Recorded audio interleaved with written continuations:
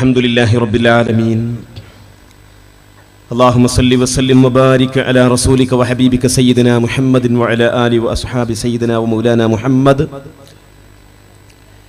أعوذ بالله من الشيطان الرجيم. بسم الله الرحمن الرحيم.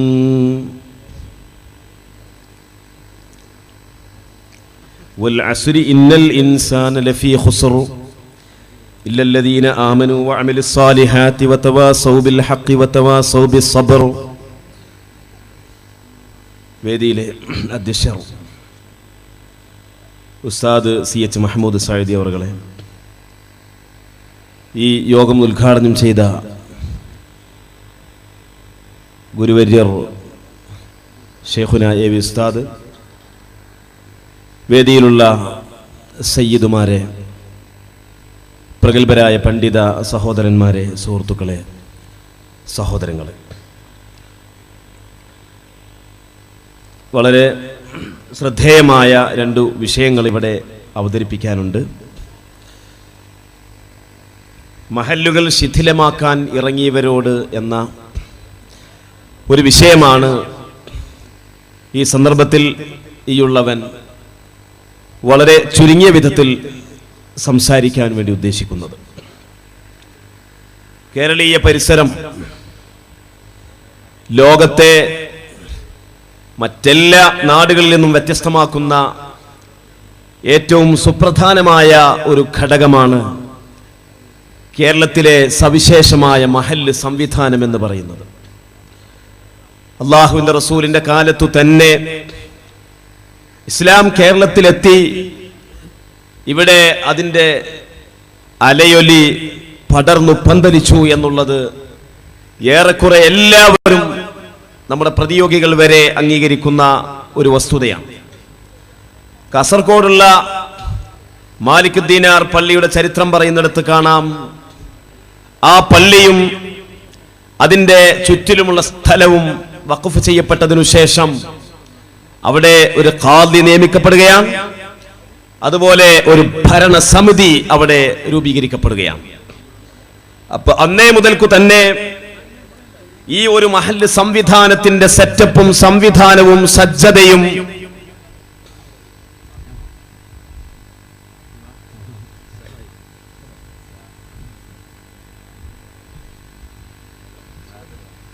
കേരളത്തിൽ ഉണ്ടായി എന്നുള്ളത് വലിയ ഒരു സത്യമാണ്. മഹല്ലിന്റെ സംവിധാനത്തിന്റെ കീഴിലായി മുസ്ലിങ്ങൾ ഇവിടെ ഇസ്ലാമികമായ ജീവിതവും സംസ്കാരവും വിശ്വാസവും ആചാരവും അനുഷ്ഠാനവും ചിട്ടപ്പെടുത്തിയപ്പോൾ ഇവിടെ ശൈഥില്യമോ അനൈക്യമോ ഉണ്ടായിരുന്നില്ല. പക്ഷേ 1920-കൾ വരെയുള്ള ഈ സുന്ദരമായ സ്ഥിതിവിശേഷത്തെ ചോദ്യം ചെയ്തുകൊണ്ട് കടന്നു വന്നവരാണ് വഹാബികൾ എന്ന് പറയുന്നത്. വഹാബിസത്തിന്റെ കടന്നുവരവോടുകൂടി ശൈഥില്യത്തിന് ഇവിടെ നാന്ദി കുറിക്കുകയാണ്.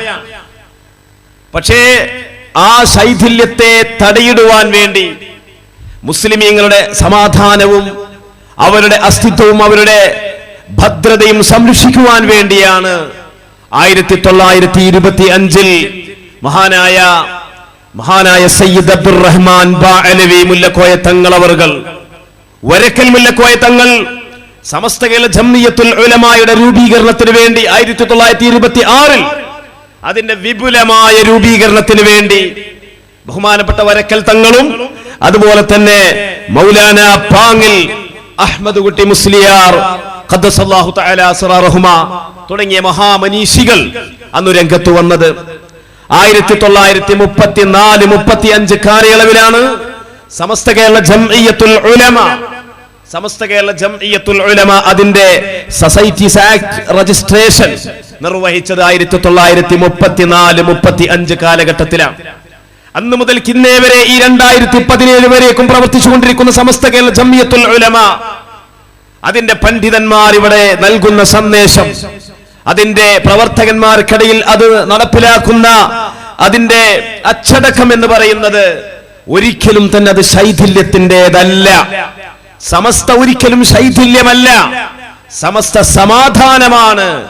മഹല്ലുകളെ കൂട്ടിയിണക്കാൻ, മഹല്ലുകളെ റാഞ്ചിക്കൊണ്ടുപോകുന്നവരിൽ നിന്ന് അതിനെ പാരമ്പര്യപരമായും നിയമപരമായും അതിന് സംരക്ഷണം കൊടുക്കാനാണ് സമസ്ത കേരള ജംഇയ്യത്തുൽ ഉലമ ഇവിടെ പ്രവർത്തിച്ചുകൊണ്ടിരിക്കുന്നത്. അതുകൊണ്ട് തന്നെ ഈയിടെയായിട്ട് സമസ്ത കേരള ജംഇയ്യത്തുൽ ഉലമയിൽ നിന്ന് ബഹുമാനപ്പെട്ട സദഖത്തുള്ള ഉസ്താദ് 1967 മൈക്കയിൽ ഖുതുബ നിർവഹിക്കുന്നതുമായി ബന്ധപ്പെട്ട് അന്നുണ്ടായ ഒരു മസ്അലാപരമായ ഒരു തർക്കത്തിന്റെ ഭാഗമായിട്ട് ബഹുമാനപ്പെട്ടവർ സമസ്തയിൽ നിന്ന് രാജിവെച്ചു. അതിനെ തുടർന്ന് അദ്ദേഹം ഒരു സംഘടന രൂപീകരിക്കുകയുണ്ടായി. ആ സംഘടനയ്ക്ക് അതിന്റെ പ്രവർത്തനം എവിടെയൊക്കെയാണ് നടക്കുന്നത് എന്ന് ചോദിച്ചാൽ ഇവിടെ നടക്കുന്നുണ്ട് എന്ന് പറയപ്പെടുന്നുണ്ട്. അതുപോലെ തന്നെ മലപ്പുറം ജില്ലയിലുള്ള വളരെ വിരലിലെണ്ണാവുന്ന ചില കേന്ദ്രങ്ങളിലും അവരുടെ പ്രവർത്തനങ്ങൾ അങ്ങിങ്ങായി ചിതറിക്കൊണ്ട് നടക്കുന്നുണ്ട് എന്ന് പറയപ്പെടുന്നു എന്നേ നമുക്കും പറയാനുള്ളൂ. പറയപ്പെടുന്നു എന്ന് പറഞ്ഞാൽ തന്നെ അലാവജിഹി തംരീലാണല്ലോ, അത് അത്രയും ദുർബലമാണ് ആ പ്രവർത്തനങ്ങൾ എന്നുള്ളതിലേക്കുള്ള സൂചനയാണല്ലോ. അപ്പൊ അതുകൊണ്ട് അങ്ങനെയുള്ള ഈ ബഹുമാനപ്പെട്ട സദഖത്തുൽ ഉസ്താദ് രൂപീകരിച്ച ആ പ്രസ്ഥാനം, അതുപോലെ തന്നെ അതിന് വലിയ മഹാന്മാര് നേരത്തെ ഇവിടെ സ്വാഗത പ്രസംഗത്തിലൊക്കെ പറഞ്ഞതുപോലെ ബഹുമാനപ്പെട്ട KN ഉസ്താദൊക്കെ അതിനോട് സഹകരിച്ചുകൊണ്ട് പ്രവർത്തിച്ചു എന്ന് സൂചിപ്പിക്കപ്പെടുകയുണ്ടായി. ആ പണ്ഡിതന്മാർ അവരുടെ ഇടയിലുണ്ടായ ബഹുമാനപ്പെട്ട റഈസുൽ മുഹഖഖീൻ കണ്ണിയത്ത് ഉസ്താദും ലോക പ്രശസ്ത പണ്ഡിതനായ ശംസുൽ ഉലമ ശൈഖുനാ ശംസുൽ ഉലമ ഖദ്ദസല്ലാഹു സിറഹുൽ അസീസ് അവர்கள் ഉൾപ്പെടെയുള്ള ആ പണ്ഡിതന്മാർക്കിടയിലുണ്ടായ ഒരു അഭിപ്രായ വ്യത്യാസം, മസ്അലാപരമായ അഭിപ്രായ വ്യത്യാസം.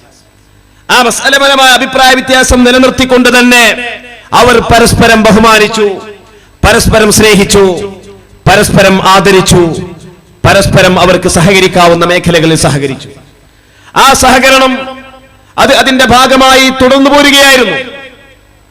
പക്ഷേ ഇന്ന് അതിനെ ആധുനികവൽക്കരിക്കപ്പെട്ടപ്പോൾ ബഹുമാനപ്പെട്ട സദഖത്തുൽ ഉസ്താദ് രൂപം കൊടുത്ത ആ പ്രസ്ഥാനത്തെ ചില ആളുകൾ അതിനെ ആധുനികവൽക്കരണം നടത്തിക്കൊണ്ടിരിക്കുകയാണ്. ഇപ്പോൾ അവർ ശ്രദ്ധിക്കപ്പെടുവാനും ജനങ്ങൾക്കിടയിൽ എന്തെങ്കിലും പറഞ്ഞുകൊണ്ട് ആരെങ്കിലൊക്കെ എന്തെങ്കിലുമൊക്കെ ശ്രദ്ധിച്ചോട്ടെ എന്ന് വരുത്തി തീർക്കാനും വേണ്ടുള്ള ചില പ്രവർത്തനങ്ങളാണ് നടത്തിക്കൊണ്ടിരിക്കുന്നത് എന്ന് എന്റെ പ്രിയപ്പെട്ട സഹോദരന്മാരെ നമുക്ക് പറയാൻ സാധിക്കും. ഇവിടെ ആ പ്രസ്ഥാനം ഞാൻ പറഞ്ഞു ഒരു മസ്അലാപരമായി, അഥവാ ജുമുഅ ഖുതുബ നിർവഹിക്കുന്ന ഖതീബിന് മുമ്പാകെ സ്പീക്കർ വെച്ചുകൊണ്ട് നിർവഹിക്കുമ്പോൾ, അങ്ങനെ സ്പീക്കറിലൂടെ അതിന്റെ ശബ്ദം ശ്രവിക്കുന്ന തരത്തിൽ അവിടെ ഖുതുബ നിർവഹിക്കുമ്പോൾ കേരളത്തിലുള്ള ബഹുഭൂരിപക്ഷം പള്ളികളിലും ഇന്ന് ആ രൂപത്തിലാണ് ഖുതുബ നിർവഹിക്കപ്പെട്ടുകൊണ്ടിരിക്കുന്നത് എന്നെല്ലാവർക്കും അറിയാം. പണ്ഡിതന്മാർക്ക് അതിന്റെ അഭിപ്രായ വ്യത്യാസം ഉണ്ടായിട്ടുണ്ടാകും.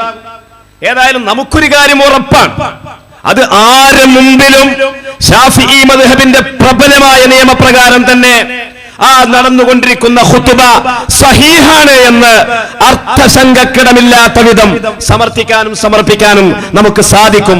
ഞാൻ അതിന്റെ മസ്അലാപരമായ വിശദീകരണം എന്റെ വിഷയമല്ലാത്തതുകൊണ്ട് ഞാൻ അതിലേക്ക് പ്രവേശിക്കുന്നില്ല. അതുകൊണ്ട് തന്നെ നാം കൃത്യമായി വളരെ വ്യക്തമായിട്ട് തന്നെ പറയുന്നു, അടിവരയിട്ടുകൊണ്ട് പറയുന്നു, ഇവിടെ ലക്ഷക്കണക്കായ ആളുകൾ കേരളത്തിൽ മാത്രമല്ല, ഇന്ത്യയുടെ ഇതര ഭാഗങ്ങളിൽ മാത്രമല്ല, ലോകത്തിന്റെ അനേകം രാജ്യങ്ങളിൽ ഇതുപോലെ ഖുതുബ നിർവഹിക്കപ്പെടുമ്പോൾ അവരൊക്കെ ശാഫിഈ മദ്ഹബുകാരായ ആളുകൾ അതിലുണ്ടാകുമ്പോൾ അവർ നിർവഹിക്കുന്ന ജുമുഅ അത് ശാഫിഈ മദ്ഹബ് പ്രകാരം തന്നെ അത് ഫാസിദല്ല, അത് സഹീഹു തന്നെയാണ്. അതിന്റെ പേരിൽ അവർക്ക് നരകത്തിലേക്ക് പോകേണ്ടി വരില്ല എന്നുള്ളത് കൃത്യമായി ശാഫിഈ മദ്ഹബിന്റെ അടിസ്ഥാനത്തിൽ നമ്മുടെ ഉസ്താദുമാർ നമ്മളെ ബോധ്യപ്പെടുത്തിയതും ആ ബോധ്യത്തിലൂടെ തന്നെയാണ് നാം ആ കാര്യങ്ങൾ വിലയിരുത്തുന്നതും. അതിൽ യാതൊരു സംശയവുമില്ല.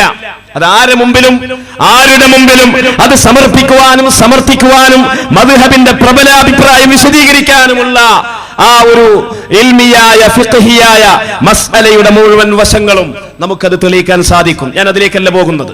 ഏതായാലും അഭിപ്രായ വ്യത്യാസം, പണ്ഡിതന്മാർക്കിടയിൽ അഭിപ്രായ ഭിന്നത, ആ അഭിപ്രായ ഭിന്നതയിൽ സദഖത്തുൽ ഉസ്താദിന്റെ അഭിപ്രായമാണ് ശരി എന്ന് വിശ്വസിക്കുന്നവർ അങ്ങനെ പ്രവർത്തിച്ചോട്ടെ. അല്ല, ബഹുമാനപ്പെട്ട റഈസുൽ മുഹഖഖീൻ കണ്ണിയത്ത് ഉസ്താദ് പോലുള്ള പണ്ഡിതന്മാരെടുത്ത നിലപാട് അതാണ് ശരിയെന്ന് വിശ്വസിക്കുന്നവർ അങ്ങനെ പ്രവർത്തിച്ചോട്ടെ. രണ്ട് പ്രവർത്തനത്തെയും അത് നടക്കാനുള്ള സ്വാതന്ത്ര്യത്തെ വകവെച്ചു കൊടുക്കുന്ന വിധത്തിലുള്ള ഒരു വിശാലമായ കാഴ്ചപ്പാടും ആ നിലക്കുള്ള ഒരു സമീപനവുമാണ് ഇക്കാലം അത്രയും ഈ പണ്ഡിതന്മാർ തമ്മിൽ ഉണ്ടായിരുന്നത്. പക്ഷേ അതിനിവിടെ വിള്ളൽ വന്നു. അതിനെ വിള്ളൽ വരുത്തുവാനും എന്നിട്ട് തങ്ങൾക്ക് തീരെ മേൽവിലാസവും അഡ്രസ്സും ഇല്ലാത്ത സ്ഥലങ്ങളിൽ പോയിട്ട് അവിടെ നിന്നും ഇവിടെ നിന്നും ഏതാനും 10, 20, 25 ആളുകളെ ഇറക്കുമതി ചെയ്തുകൊണ്ട് മഹല്ല് ശിഥിലമാകരുത് എന്ന് പറഞ്ഞിട്ട് ബഹുമാനപ്പെട്ട സമസ്ത കേരള ജംഇയ്യത്തുൽ ഉലമ ഇവിടെ മഹല്ലുകളെ ആകെ ശിഥിലമാക്കാനുള്ള ഗാഢമായ പ്രവർത്തന പദ്ധതിയുമായിട്ട് മുന്നോട്ട് പോയിക്കൊണ്ടിരിക്കുകയാണ് എന്നുള്ള അതിശക്തമായ കളവ് ആരോപിച്ചുകൊണ്ടിരിക്കുകയാണ്. തികച്ചും കളവാണത്. ഞാനതിന്റെ ചില വശങ്ങൾ മാത്രം പറയാം. ഈ ആധുനികവൽക്കരിക്കപ്പെട്ട ഈ വിഭാഗം, ആ വിഭാഗം ഇപ്പോൾ പറയുന്നുകൊണ്ടിരിക്കുന്നത് എന്താണ്? 1925-26 തുടക്കം കുറിച്ച സമസ്ത കേരള ജംഇയ്യത്തുൽ ഉലമ 1967 ആയപ്പോഴത്തേക്ക് അതിന്റെ ഉദ്ദേശ ലക്ഷ്യം, സ്ഥാപിത ലക്ഷ്യത്തിൽ നിന്ന് അത് വഴിതെറ്റിപ്പോയി എന്നാണ് പറയുന്നത്. അതിനവർ പറഞ്ഞ കാരണം എന്താണ്? 1967 ഈ ബൈക്കയിലൂടെ ഖുത്ബ നിർവഹിക്കുന്നതുമായി ബന്ധപ്പെട്ട് സമസ്ത കേരള ജംഇയ്യത്തുൽ ഉലമ എടുത്ത തീരുമാനം, അത് ശാഖാപരമായ വിഷയത്തിലുള്ള ഒരു തീരുമാനം എടുക്കുന്ന ഒരു സ്വഭാവം സമസ്തക്കില്ല. അത് സമസ്തയുടെ സ്ഥാപിത ലക്ഷ്യത്തിന് വിരുദ്ധമാണ് പോലും. എന്താണ് ഈ ശാഖാപരം എന്ന് പറഞ്ഞാൽ? ഇവർക്ക് മനസ്സിലായിട്ടുണ്ടോ എന്താണ് ഇസ്ലാമിന്റെ ശാഖാപരം എന്ന് പറഞ്ഞാൽ? അദ്ദീനു അൽ അഹ്കാം. ദീൻ എന്ന് പറഞ്ഞാൽ നിയമങ്ങളാണ്. ആ നിയമങ്ങൾ 2 തരത്തിലുണ്ട്. ഒന്ന് അഖായിദ്, വിശ്വാസ കാര്യങ്ങൾ. 2 അൽ അഅ്മാൽ, അനുഷ്ഠാനങ്ങൾ. ഇതിൽ അമലുമായി ബന്ധപ്പെട്ട ദീനി ഹുക്കുമുകളെ സംബന്ധിച്ചാണ് എന്റെ പ്രിയപ്പെട്ട സഹോദരന്മാരെ ശാഖാപരം എന്ന് പറയുന്നത്. അതാണ് ശാഖാപരം എന്ന് പറയുക. അതേ സമയത്ത് വിശ്വസിക്കേണ്ടുന്ന കാര്യങ്ങളുണ്ട്. ഞാൻ അതിന്റെ ഒരൊറ്റ ഇബാറത്ത് നിങ്ങളുടെ മുമ്പിൽ ശ്രദ്ധയിൽപ്പെടുത്താം. മഹാനായ ഇമാം തഫ്താസാനി റളിയല്ലാഹു തആല അൻഹു അവിടുത്തെ ശറഹുൽ മഖാസിദിന്റെ 1-ാം വാല്യം 6-ാമത്തെ പേജിൽ പറയാ, അൽ അഹ്കാമുൽ മൻസൂബത്തു ഇല ശർഇ മിൻഹാ മാ യതഅല്ലഖു ബിൽ അമൽ വതുസമ്മാ ഫർഇയ്യതൻ വഅമലിയ്യ. ശറഉകളിൽ ചേർക്കപ്പെടുന്ന വിധിവിലക്കുകൾ അതിൽ അമലുമായി, കർമ്മവുമായി ബന്ധപ്പെട്ട വിധിവിലക്കുകളാണ് ശാഖാപരം, അനുഷ്ഠാനപരം എന്ന് പറയുന്നത്. വമിൻഹാ മാ യതഅല്ലഖു ബിൽ ഇഅ്തിഖാദ്, വിശ്വാസവുമായി ബന്ധപ്പെട്ട കാര്യങ്ങളാണ്. വതുസമ്മാ അസ്ലിയ്യ, അവയാണ് അടിസ്ഥാനപരം. വഇഅ്തിഖാദിയ്യ, അവയാണ് വിശ്വാസപരം. ഇത് ശറഹുൽ മഖാസിദിന്റെ ഇബാറത്താ. ശരിക്കും മനസ്സിലാക്കണേ. ഇനി രണ്ടാമതൊരു ഇബാറത്ത് കൂടി ഞാൻ വായിക്കാം. ഒരുപാട് ഇബാറത്തുകൾ വായിക്കാനുണ്ട്. ഈ സംസ്ഥാനക്കാര് എന്ന് പറയുന്ന ആൾക്കാര് അവർ ഈ ശാഖാപരം, അടിസ്ഥാനപരം എന്നുള്ളതിൽ ദൂരവ്യാപകമായ പിഴവ് അവർക്ക് സംഭവിച്ചുകൊണ്ടിരിക്കുന്നുണ്ട്. പ്രത്യേകിച്ച് ഈ മഹല്ല് ശിഥിലമാകരുത് എന്ന് പറഞ്ഞിട്ട് അങ്ങിങ്ങായി അവിടെയും ഇവിടെയൊക്കെ പ്രസംഗിച്ച് നടക്കുന്ന ഒരു മൗലവി ഉണ്ടല്ലോ. ആ മൗലവിക്കാണ് അതിൽ അടിസ്ഥാനപരമായ ഖതഉം പിഴവും അബദ്ധവും സംഭവിച്ചുകൊണ്ടിരിക്കുന്നത്. ഞാൻ ഒരു ഇബാറത്ത് കൂടി വായിക്കാം. ബഹുമാനപ്പെട്ട അബ്ദുൽ അസീസുൽ ഫർഹാരിയുടെ അൻ-നിബ്രാസ് അലാ ശർഹിൽ അഖായിദിന്റെ 17-ാമത്തെ പേജിൽ പറയാം, വ ഉരീദ ബിൽ അഖായിദി, അടിസ്ഥാന കാര്യങ്ങളായ അഖീദകളെ കൊണ്ടുള്ള ഉദ്ദേശ്യം അൽ അഹ്കാമു ശർഇയ്യത്തു അല്ലതി യുഖ്സദു മിൻഹൽ ഇഅ്തിഖാദു ഫഖത്ത്, മനസ്സിൽ വിശ്വസിക്കുക എന്നതു മാത്രം ഉദ്ദേശിക്കപ്പെടുന്ന നിയമങ്ങളാണ്. ഏതുപോലെയൊക്കെ ഖൗലിന അല്ലാഹു തആല ഖാദിറുൻ അലാ കുല്ലി മുംകിനിൻ, അല്ലാഹുവിന് സർവ്വ കാര്യങ്ങൾക്കും കഴിവുണ്ട് എന്ന വിശ്വാസം പോലെ അത് അടിസ്ഥാനപരമാണ്, അത് വിശ്വാസപരമാണ്, അത് ഇഅ്തിഖാദിയാണ്, അത് ഉസൂലുദ്ദീനാണ്. അതേ സമയത്ത് മാ യുഖ്സദു ബിഹിൽ അമലു, അമൽ, അനുഷ്ഠാനം ഉദ്ദേശിക്കപ്പെടുന്ന കാര്യങ്ങൾ കഖൗലിന സകാത്തുൽ ഫിത്രി വാജിബ, ഫിത്ർ സകാത്ത് നിർബന്ധമാണ്. ഈ മസ്അല ഏതാ? അത് ശാഖാപരമാണ്. നിസ്കാരം നിർബന്ധമാണ്. ആ മസ്അല ഏതാ? ശാഖാപരമാണ്. സകാത്ത് ഫർളാണ്. കിതാബുൽ മവാഖിഫിൽ അൽദുദ്ദീൻ പറയുന്നുണ്ട്, ഷെയ്ഖ് അൽദുദ്ദീൻ തന്റെ കിതാബുൽ മവാഖിഫിൽ പറയുന്നുണ്ട്, മാ യുഖ്സദു ബിഹിൽ അമലു, അമല് ഉദ്ദേശിക്കപ്പെടുന്ന വിധിവിലക്കുകൾ. ഉദാഹരണം കഖൗലിന അൽ വിത്റു വാജിബൻ, വിത്ർ വാജിബാണ്. വസ്സകാത്തു ഫരീദ, സകാത്തു ഫർളാണ്. ഇത്തരം മസലകളൊക്കെ ശാഖാപരമാണ്. അപ്പോ നിസ്കാരത്തിന്റെ കാര്യം, സകാത്തിന്റെ കാര്യം, നോമ്പിന്റെ കാര്യം, ഹജ്ജിന്റെ കാര്യം, ഉംറയുടെ കാര്യം, തെൽഖീൻ ചൊല്ലുന്ന കാര്യം. നിങ്ങൾ നോക്കൂ, സമസ്തയുടെ ചരിത്രപ്രസിദ്ധമായ ഫറൂഖ് സമ്മേളനം, ആ ഫറൂഖ് സമ്മേളനം ഒന്ന് കണ്ണോടിച്ചാൽ മതി, ഈ ശൈഥില്യത്തിന്റെ ആരോപണം ഉന്നയിക്കുന്ന സാക്ഷാൽ നജീബ് മൗലവി, ഞാൻ പേരെടുത്തു തന്നെ പറയാം, കാരണം എടുക്കാതെ പറഞ്ഞാൽ അവർ പറയുന്നത് വ്യക്തിപരമായിട്ട് അദ്ദേഹത്തെ വല്ലാതെ ആക്ഷേപിക്കുകയാണ്, വ്യക്തിപരമായിട്ട് ആക്ഷേപിക്കുകയാണ്. എന്നാൽ ഇത് വ്യക്തിപരമായ ആക്ഷേപമല്ല, വസ്തുതാപരമായ പരാമർശങ്ങളാണ്. സമസ്തയുടെ ഫറൂഖ് സമ്മേളനത്തിൽ പാസാക്കിയതായ നിയമത്തിൽ അന്നത്തെ പ്രമേയത്തിൽ തെൽക്കീൻ ചൊല്ലിക്കൊടുക്കുക, മയ്യത്തിന് വേണ്ടി ഖബറിൽ വെച്ചും മറ്റു സ്ഥലത്ത് വെച്ചും ഖുർആൻ ഓതലും ഓദിക്കലും ഇതിനൊക്കെ അംഗീകരിച്ച് അതിനെ സ്ഥാപിച്ചുകൊണ്ടുള്ള പ്രമേയമുണ്ട്. വിശദമായി ഞാൻ വായിക്കാൻ എനിക്ക് സമയമില്ല. അപ്പൊ ഇതൊക്കെയാണ് ശാഖാപരം എന്ന് പറയുന്നത്. അല്ലാതെ അഭിപ്രായ ഭിന്നതയുള്ള കാര്യങ്ങളൊക്കെ ശാഖാപരം, അഭിപ്രായ ഭിന്നതല്ലാത്ത കാര്യങ്ങളൊക്കെ അടിസ്ഥാനപരവും അല്ല. അങ്ങനെയാണോ ശറഉൽ അഖായിദ് നമ്മൾ പഠിച്ചത്? അങ്ങനെയാണോ തുഹ്ഫത്തുൽ മുഹ്താജിൽ നമ്മൾ പഠിച്ചത്? കാഫിറിന് ഫുറൂഅ് കൊണ്ട് തക്ലീഫ് ഉണ്ടോ ഇല്ലേ? സാധാരണക്കാർക്ക് ഒരു പക്ഷേ ഈ മസല ചെറിയ ഒരു കൺഫ്യൂഷൻ വരും. നിങ്ങൾക്ക് ഞാൻ വിശദമായിട്ട് പറയുന്നില്ല. കാഫിറായ മനുഷ്യന് ഫുറൂഅ് കൊണ്ട് തക്ലീഫ് ഉണ്ടോ ഇല്ലേ? ശാഖാപരമായ വിഷയങ്ങളെ കൊണ്ട് തക്ലീഫ് ഉണ്ടോ ഇല്ലേ? ഷാഫി മദ്ഹബുകാർ പറയുന്നത് ഉണ്ട് എന്നാണ്, ഹനഫി മദ്ഹബുകാർ പറയുന്നത് ഇല്ല എന്നാണ്. ഈ മസ്അലയിൽ പറഞ്ഞ ഫുറൂഅ് എന്ന് പറഞ്ഞാൽ ഏതൊക്കെ പെടാ? അവിടെ ഇമാം ഇബ്നു ഹജർ അൽ ഹൈതമി റളിയല്ലാഹു തആല അൻഹു അവിടുത്തെ തുഹ്ഫത്തുൽ മുഹ്താജിൽ കൃത്യമായി പറയുകയാണ്, അയിൽ മുജ്മഇ അലൈഹാ, എല്ലാ മദ്ഹബിലും ഇജ്മാ ആയ മസ്അലകൾ. അപ്പൊ ഇജ്മാ ആയ മസ്അലകളെ ഫുറൂഇലാണ് മഹാനായ ഇമാം ഇജ്മാ ആയ അനുഷ്ഠാനപരമായ അമലിയാത്തുകളെ ഫുറൂഇലാണ്, ശാഖാപരമായ വിഷയത്തിലാണ്. എന്റെ പ്രിയപ്പെട്ട സഹോദരന്മാരെ, മഹാനായ ഇമാം ഇബ്നു ഹജർ അൽ ഹൈതമി റളിയല്ലാഹു തആല അൻഹു അവിടുത്തെ തുഹ്ഫത്തുൽ മുഹ്താജിന്റെ 1-ാം വാല്യം 446-ാമത്തെ പേജിൽ രേഖപ്പെടുത്തിയിട്ടുള്ളത്. തുഹ്ഫയൊക്കെ മറിച്ച് നോക്കണം. നിങ്ങൾ തുഹ്ഫന്റെ ആളാന്ന് പറഞ്ഞാൽ പോരാ, മറിച്ചൊന്ന് നോക്കണം. മറിച്ച് നോക്കുമ്പോൾ അത് കാണുന്നില്ല എങ്കിൽ ഇങ്ങോട്ട് വന്നാൽ മതി. അപ്പൊ നമ്മൾ കാണിച്ചു കൊടുക്കാം. കണ്ടാ പോരല്ലോ, അർത്ഥം വെക്കാനും അറിയണ്ടേ? അപ്പൊ എന്റെ പ്രിയപ്പെട്ട സഹോദരന്മാരെ, ഇങ്ങനെ ശാഖാപരമായ വിഷയത്തിൽ സമസ്ത തീരുമാനമെടുത്തത് വല്ലാത്തൊരു അപരാധമായി പോയി. നിസ്കാരത്തിന്റെ കാര്യമോ സക്കാത്തിന്റെ കാര്യമോ സമസ്ത ഒരു തീരുമാനം എന്ന് പറഞ്ഞ ഒരു നിയമം, അതിന്റെ ദീനീ നിയമം പിന്നെ തീരുമാനിച്ചു പറഞ്ഞു കൊടുക്കുക എന്നല്ലേ? അത് വല്ലാത്തൊരു അപരാധമായി പോയി എന്നല്ലേ ഇവര് പറയുന്നത്? എന്ത് അപരാധാണ്? സമസ്തയുടെ സ്ഥാപിത ഉദ്ദേശ ലക്ഷ്യങ്ങളിൽ ഭരണഘടനയിലുള്ള ഏതു നിയമത്തിനാണ് 1967 ആ തീരുമാനം എതിരായത് എന്ന് ധൈര്യസമേതം പറയാൻ ചങ്കൂറ്റമുള്ള ഏതെങ്കിലും ഒരു മൗലവി ആ കൂട്ടത്തിലുണ്ടോ? ഉണ്ടെങ്കിൽ ഒന്ന് കാണണം. ഉണ്ടോ? കാണിച്ചു തരാൻ കഴിയൂല. ഏതു ഭരണഘടനാപരമായ ഏത് കാര്യത്തിനാണ് എതിരായത്?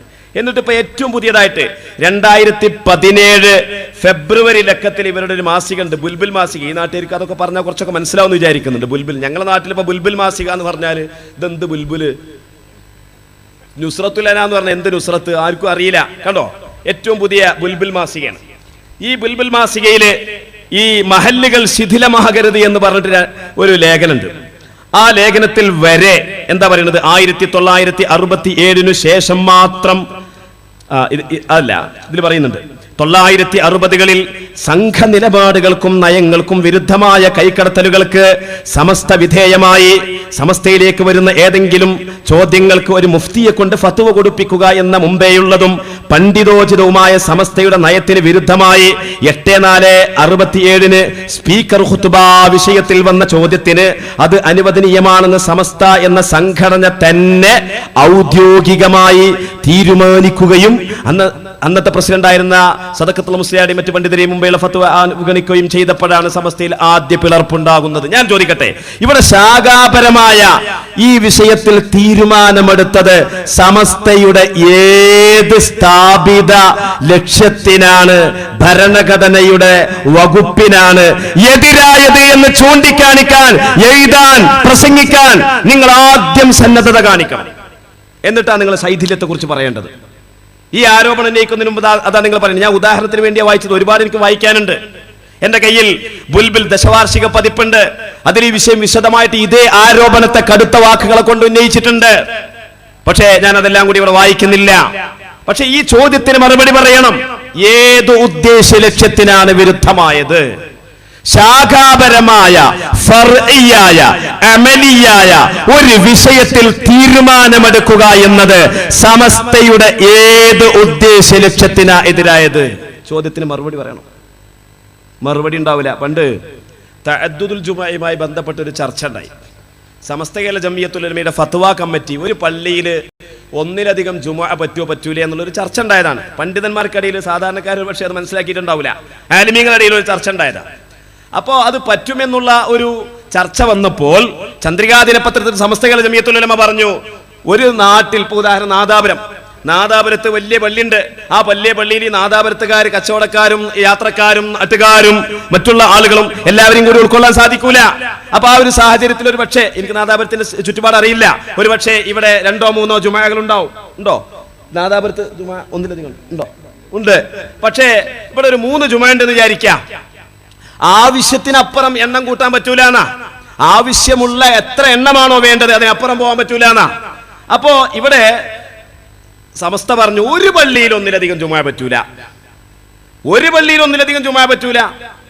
കാരണം ജുമാക്ക് വരുന്ന ആൾക്കാർ എന്ന് പറഞ്ഞാൽ രാവിലെ തന്നെ വരേണ്ടവരാണ്, അവർ വൈകുന്നേരം പോവേണ്ടവരാണ്. നമ്മളെ ആൾക്കാർ സലാം വീട്ടി ഉടഞ്ഞ് ഓടുന്നതൊന്നും ഫുഖഹാ പറഞ്ഞ കാര്യമല്ല. അപ്പൊ രാവിലെ വന്ന് വൈകുന്നേരം പോവേണ്ടവരാണ് ജുമാന്റെ ആൾക്കാർ എന്ന് പറയുന്നത്.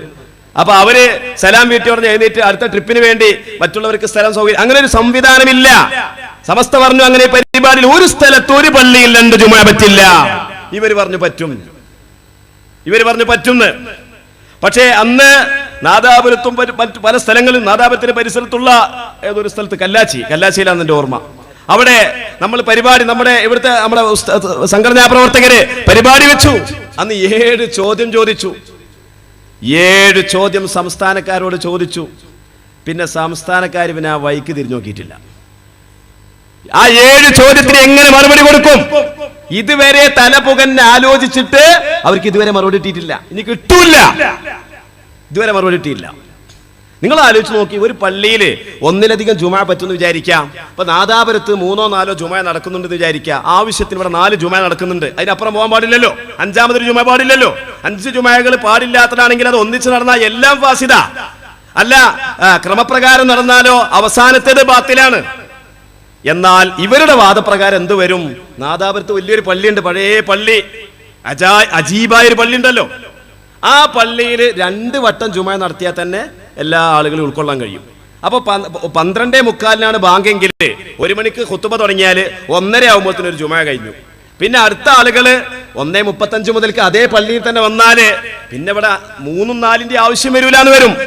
അപ്പൊ ഒരു പള്ളിയിൽ തന്നെ പല ജുമാ പറ്റുമെങ്കിൽ പൊന്നാനിയിൽ, പെരിന്തൽമണ്ണയിൽ, കോഴിക്കോട്, നാദാപുരം, ഇങ്ങനെയുള്ള കേരളത്തിലുള്ള ഒരുപാട് സിറ്റികളിലുള്ള അനേകം ജുമുഅകൾ ബാത്തിലാണ് എന്ന ഒരു വാദഗതിയിലേക്ക് ഈ സംസ്ഥാനികളുടെ വാദം പോയിക്കൊണ്ടിരിക്കുകയായിരുന്നു.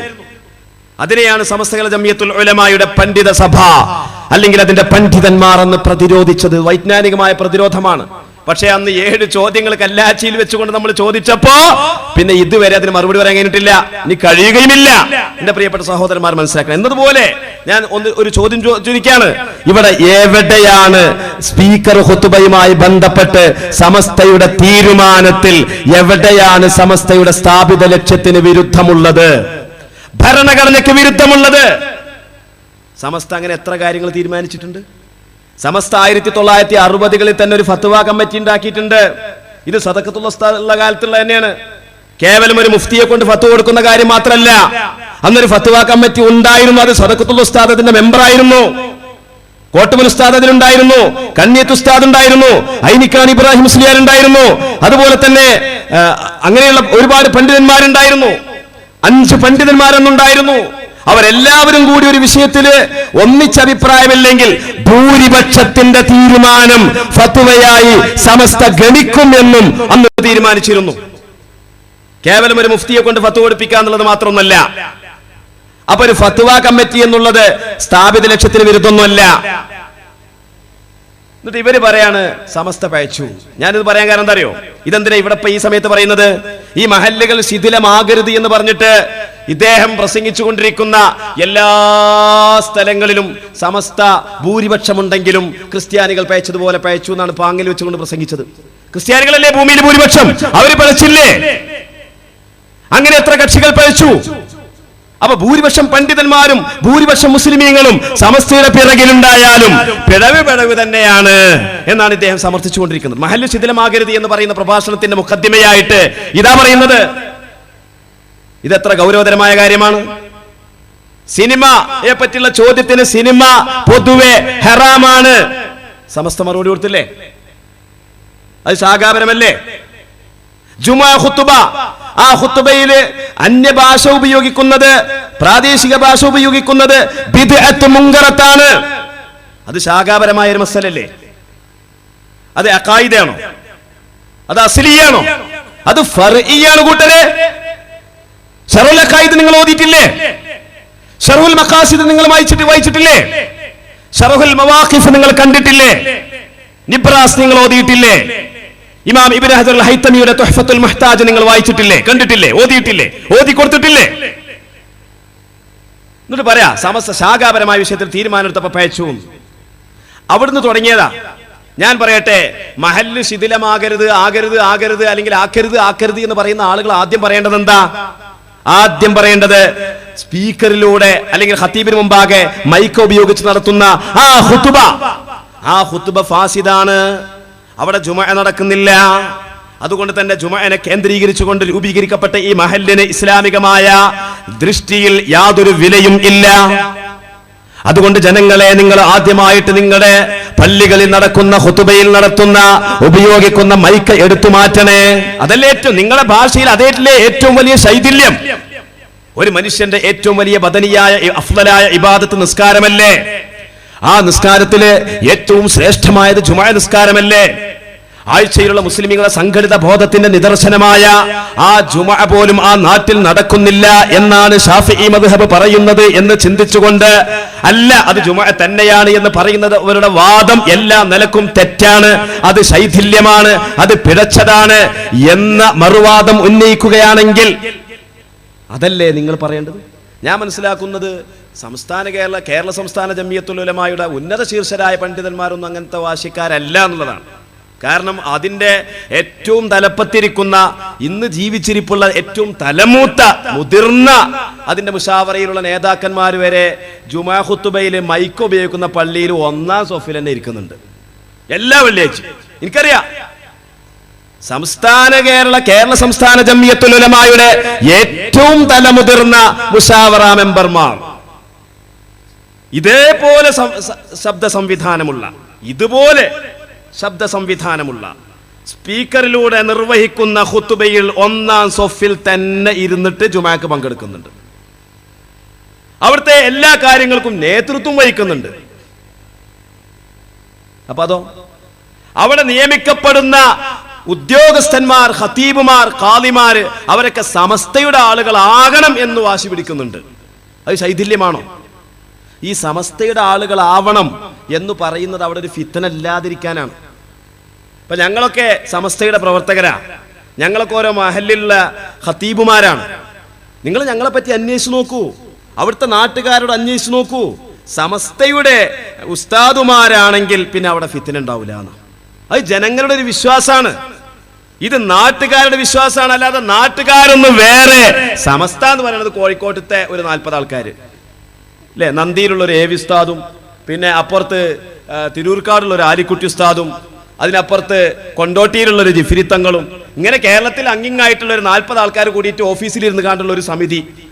ബാക്കിയൊക്കെ നാട്ടേരും സമസ്തയും തമ്മിലുള്ള ബന്ധം എന്ന് പറയുന്നത് അത്രേ ഉള്ളൂ, ഒരു സിലബസ് പഠിപ്പിക്കുന്ന ഒരു ബന്ധം മാത്രം. ഇതല്ലേ ഇവർ പറയുന്നത് മഹല്ല് ശിഥിലമാകരുത് എന്ന് പറഞ്ഞുകൊണ്ടുള്ള ഈ ക്യാമ്പയിനിലൂടെ ഇവർ ആരോപിക്കുന്ന ആരോപണത്തിന്റെ മർമ്മം അതല്ലേ? ആ മർമ്മം പച്ച പൊള്ളാണ്, അത് തെറ്റാണ് എന്നുള്ളത് ഇവിടുത്തെ നാട്ടുകാരിൽപ്പെട്ട ഏതൊരു സാധാരണക്കാരനും അറിയുന്ന കാര്യമല്ലേ? പിന്നെ ഇവർ പറയുന്നത് എന്താന്ന് വെച്ച് കഴിഞ്ഞാൽ, മലപ്പുറം ജില്ലയിലുള്ള കൊണ്ടോട്ടിക്കടുത്തുള്ള ചില മഹല്ലുകളിൽ അവിടെ ജുമുഅ തടസ്സപ്പെട്ടിട്ടുണ്ട്, ചില പള്ളികൾ പൂട്ടപ്പെട്ടിട്ടുണ്ട്. ആരാണ് ഇതിന്റെ ഉത്തരവാദി? സമസ്ത കേരള ജംഇയ്യത്തുൽ ഉലമയാണോ?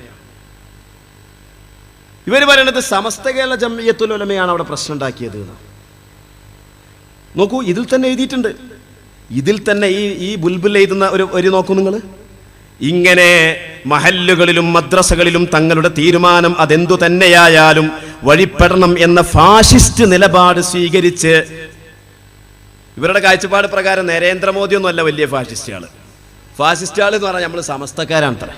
എന്താണ് എഴുതുന്നത്?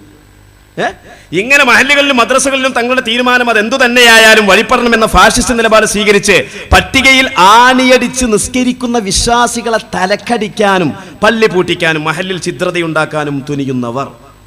ഇതാണ് നമ്മളെ പറ്റി പറഞ്ഞത്. ഞാൻ ചോദിക്കട്ടെ, സംസ്ഥാനക്കാരാ, ഞാൻ ഇന്ന് വരെ ആ മഹലിൽ നേരിട്ട് ഇടപെട്ട് പ്രവർത്തിച്ച വ്യക്തിയാണ് എൻ്റെ സുഹൃത്ത് ബഹുമാന്യനായ അലവിദാരിമിനോട് ഞാൻ ചോദിച്ചു, മഗ്‌രിബ് നിസ്കരിക്കുന്ന ആളുകളെ ആണിയടിച്ച് പട്ടിക കൊണ്ട് തലക്കടിച്ചത് സമസ്തയുടെ പ്രവർത്തകരാണോ?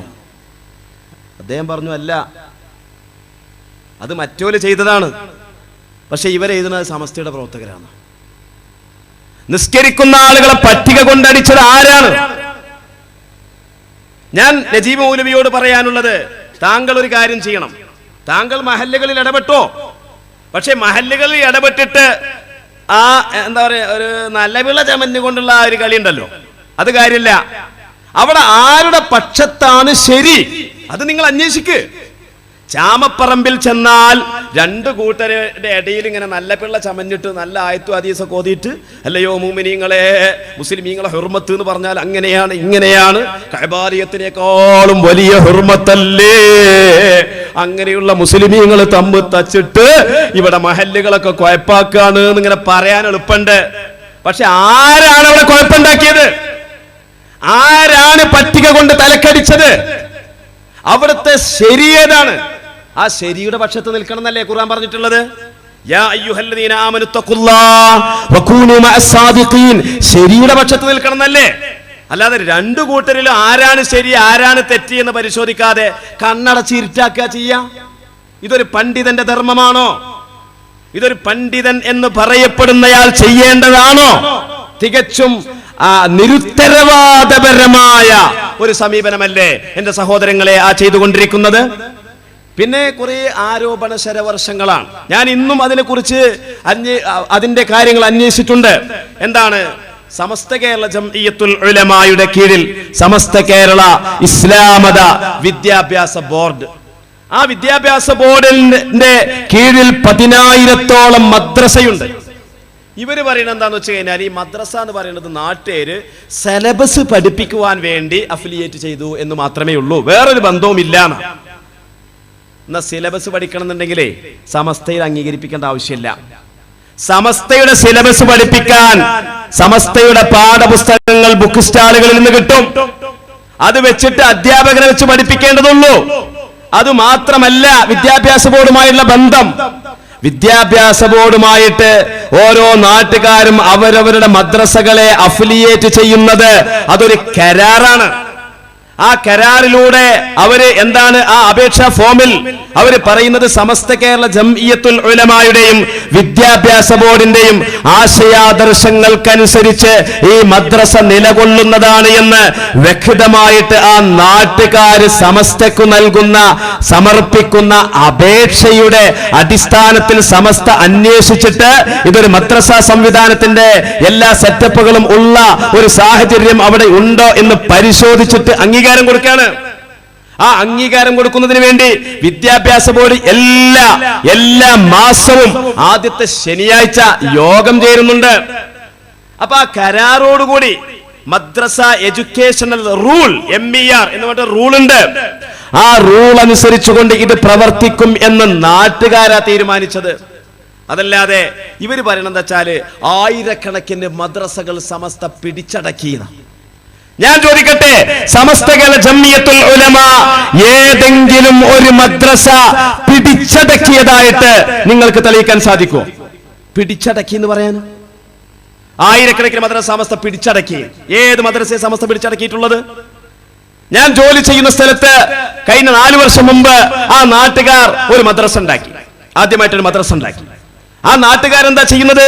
ഈ മദ്രസ വിദ്യാഭ്യാസ ബോർഡിനോട് അംഗീകരിക്കണമെന്ന് പറഞ്ഞിട്ട് അപേക്ഷിക്കുകയാണ്. ആ അപേക്ഷ അന്വേഷണാടിസ്ഥാനത്തില് സമസ്ത വിദ്യാഭ്യാസ ബോർഡ് അംഗീകരിക്കുകയും അതിന് അംഗീകരണ നമ്പർ കൊടുക്കുകയുമാണ്. ആ അംഗീകരണ നമ്പർ കൊടുക്കലോടുകൂടി തന്നെ സമസ്തയുടെ അല്ലെങ്കിൽ വിദ്യാഭ്യാസ ബോർഡിന്റെ സിലബസ് മാത്രമേ അവിടെ പഠിപ്പിക്കാവൂ എന്നുള്ള ആ മാനദണ്ഡം അവിടെ കരാറായി മാറുകയാണ്. അവിടെ പിന്നെ ഒരു സിലബസ് അവിടെ പഠിപ്പിക്കാൻ പറ്റൂല. അതുപോലെ തന്നെ അവിടെ പഠിപ്പിക്കുന്ന അധ്യാപകർക്ക്, അതുപോലെ തന്നെ അവിടെ പ്രവേശനം തേടുന്ന വിദ്യാർത്ഥികൾക്ക് അവര് ആ അധ്യാപകർ അഥവാ മുഅല്ലിമീങ്ങൾ അവര് സമസ്ത അംഗീകരിച്ച അംഗീകൃത അധ്യാപകരാവണമെന്നുണ്ടെങ്കിൽ MSR വേണം. MSR എന്ന് പറഞ്ഞാൽ എന്താ? മുഅല്ലിം സർവീസ് രജിസ്റ്റർ എന്നാണ്. ഇവിടെ നജീബ് മൗലവി പറയുന്നത് എന്താന്ന് വെച്ച് കഴിഞ്ഞാൽ ഈ MSR കൊടുക്കേണ്ടത് സമസ്ത കേരള ഇസ്ലാം മത വിദ്യാഭ്യാസ ബോർഡല്ല, അത് ആ മദ്രസ കമ്മിറ്റിയെ കൊടുക്കേണ്ടത്. ഇവിടെ സമസ്ത MSR കൊടുക്കുക എന്ന് പറയുന്നത് MSR അല്ല, അത് കുമ്മസാറാണ്. കുട്ടികൾ പറയണമായിരിക്കത്തെ വർത്താനങ്ങൾ അല്ലേ? കുട്ടികൾ പല വർത്താനം പറയല്ലേ? ഇത് മൈക്കല്ല, ഇത് കൊയ്ക്കേന്നൊക്കെ പറയാറില്ലേ? ഞങ്ങൾ മലപ്പുറത്തൊക്കെ അങ്ങനെ പറയാറുണ്ട്, ഇവിടെ പറയാറുണ്ടോ എന്ന് എനിക്കറിയില്ല കേട്ടോ. അത് MSR അല്ല, അത് കുമ്മസാറാണ്. ഇതിന് ഞങ്ങൾ മറുപടി പറഞ്ഞു. മലപ്പുറം ജില്ലയിൽ തന്നെ ഒരു സ്ഥലത്ത് മറുപടി പറഞ്ഞു, അല്ല നജീബ് മൗലവി, നിങ്ങളിപ്പോൾ ആരുടെ നെഞ്ചിലേക്കായി ചോദ്യം ഉന്നയിച്ചത്? ഈ MSR സംവിധാനം 1960-കളിൽ ആരംഭിച്ചതല്ലേ? അന്ന് സദഖത്തുൽ ഉസ്താദ് സമസ്തയിലുള്ള കാലമല്ലേ? അന്ന് ആരംഭിച്ച MSRനെ നിങ്ങൾ കുമ്മസാർ എന്ന് വിളിക്കുമ്പോൾ നിങ്ങൾ അത് കമ്മിറ്റിക്കാർ കൊടുക്കേണ്ടതാണ്, അത് വിദ്യാഭ്യാസ ബോർഡ് കൊടുക്കേണ്ടതല്ല എന്ന് ആരോ ആക്ഷേപിച്ചപ്പോൾ നിങ്ങൾ ആരെയാ ആക്ഷേപിച്ചത്? നിങ്ങൾ നിങ്ങളുടെ ഗുരുനാഥനായ, ഞങ്ങളെപ്പോലുള്ളവരുടെ ഗുരുനാഥന്മാരുടെ ഗുരുനാഥനായ മഹാനായ സദഖത്തുൽ ഉസ്താദിന്റെ നെഞ്ചിലേക്കല്ലേ നിങ്ങളൊരു ചവിട്ട് കൊടുത്തത് നജീബ് മൗലവി? ഇത് ഞങ്ങൾക്ക് താങ്ങാൻ കഴിയൂല. നിങ്ങൾ അനുയായികൾ താങ്ങിയാലും ഞങ്ങൾക്ക് ഇത് സഹിക്കാൻ കഴിയൂല. മഹാനായ സദഖത്തുൽ ഉസ്താദിന്റെ കാലത്ത് അന്നത്തെ പ്രാമാണികരായ പണ്ഡിതന്മാർ കൂട്ടമായി എടുത്ത ഒരു തീരുമാനത്തെ കുമ്മസാർ എന്ന് നിങ്ങൾ വിളിച്ചില്ലേ? ഇത് ആരുടെ നെഞ്ചിലേക്കാ നിങ്ങൾ ചവിട്ടിയത്? സമസ്തയോടുള്ള അടങ്ങാത്ത വിരോധം നിങ്ങൾക്ക് ഇന്നു നില തുടങ്ങിയതല്ലോ. ഇവിടെ കാന്തപുരം അബൂബക്കർ മുസ്ലിയാരോട് മുടി കൊണ്ടുവന്നു, കേരളത്തിൽ ആദ്യമായിട്ട് കൊണ്ടുവന്ന മുടി എന്ന് അവകാശപ്പെട്ടുകൊണ്ട്. അതിനു മുമ്പേ ഇവിടെ പല ആളുകളും പല മുടികളും കൊണ്ടുവന്നിട്ടുണ്ട്, അതൊക്കെ നമുക്കറിയാം. ആലുവ തരീക്കത്തുകാരൻ മുടി കൊണ്ടുവന്നിരുന്നു, നൂരിശക്കാരൻ അവിടെ മുടി കൊണ്ടുവന്നില്ലേ, സുബൈർ മാഷെ കൊണ്ടുവന്നിരുന്നു, അതൊക്കെ എത്രയോ മുമ്പുണ്ട്. പക്ഷേ ഇവർ അവകാശപ്പെട്ട് ഞങ്ങളാണ് ആദ്യം കൊണ്ടുവന്നത്. പക്ഷേ അത് 100%, ഇനി 1000 മാനമുണ്ടെങ്കിൽ അത്രയും അതിലധികവും തെളിവുകളെ കൊണ്ട് ഇവിടുത്തെ മുഴുവൻ ജനവിഭാഗത്തിനും ബോധ്യപ്പെട്ടു അത് റസൂലിന്റേതാണ് എന്നുള്ളത് പച്ചക്കള്ളമാണ്. പക്ഷേ സംസ്ഥാനയുടെ നജീബ് മൗലവിക്ക് മാത്രം ബോധ്യപ്പെട്ടില്ല. സയ്യിദ് രാമന്തളി തങ്ങൾ പോലും അദ്ദേഹത്തിന്റെ സംസാരത്തിൽ നജീബ് മൗലവിയുടെ നിലപാടിനെ രൂക്ഷമായി വിമർശിച്ചിട്ടുണ്ട് എന്ന് അദ്ദേഹത്തിന്റെ സ്വകാര്യ സംഭാഷണം ശ്രവിച്ച ആളുകൾ പല നിലക്കും അത് മനസ്സിലാക്കിയിട്ടുണ്ട്. എന്നാൽ നജീബ് മൗലവി എന്ത് ചെയ്തു? ഇവിടെ സമസ്തയെ ഒരു വടി കൊടുത്തടിക്കണം എന്ന വിധത്തിൽ അദ്ദേഹം സംസാരിച്ചു. കോഴിക്കോട് ഒന്ന് പ്രസംഗിച്ചു. അദ്ദേഹം പറഞ്ഞു, മുടിക്ക് അങ്ങനെ സനതൊന്നും ചോദിക്കാൻ പറ്റൂല, അത് തെറ്റാണ്. നബി സല്ലല്ലാഹു അലൈഹി വസല്ലം തങ്ങളുടെ മുടിക്ക് നയലുണ്ടോ? നബി തങ്ങളുടെ മുടി അത് തീയിൽ വീണാൽ കരിയുമോ? വീണാൽ കരിയില്ലല്ലോ. നബി തങ്ങൾക്ക് നയലില്ലല്ലോ. അപ്പൊ ഇദ്ദേഹം പറഞ്ഞെന്താ അറിയോ? അന്ന് കാന്തപുരത്തിന്റെ ആളുകൾ കോശാന പാടാൻ വേണ്ടി കടന്നു വന്ന നജീബ് മൗലവി അന്ന് പറഞ്ഞത് എന്താ അറിയോ? വീണാൽ കരിയൂല എന്നേ ഉള്ളൂ, ഇട്ടാ കരിയൂല എന്ന് പറയാൻ പറ്റൂല, ഇട്ടാ കത്തുന്നു. എന്തൊരു വിഡ്ഢിത്തരാണ് പറഞ്ഞത്, എന്തൊരു വിഡ്ഢിത്തര! തിരക്കടില്ല, ഒരു മുടി തീയിലേക്ക് ഇട്ടാൽ അത് വീഴൂല, അത് പാറുകയായിരിക്കും ഉണ്ടാവുക എന്നാണെങ്കിൽ അദ്ദേഹം പറഞ്ഞത് ശരിയാണ്. പക്ഷെ അങ്ങനെയല്ലല്ലോ, ഇട്ടാലും സ്വയമായാലും വീഴലില്ലേ? അപ്പൊ വീണാൽ കത്തൂല എന്ന നിയമം എന്തുകൊണ്ട് ഇട്ടാൽ കത്തൂല എന്ന് പറഞ്ഞിട്ട് ആ മുടിയെ സ്ഥിരീകരിക്കാൻ നിങ്ങൾ ഈ ശ്രമം നടത്തിയത് എന്തിനാ?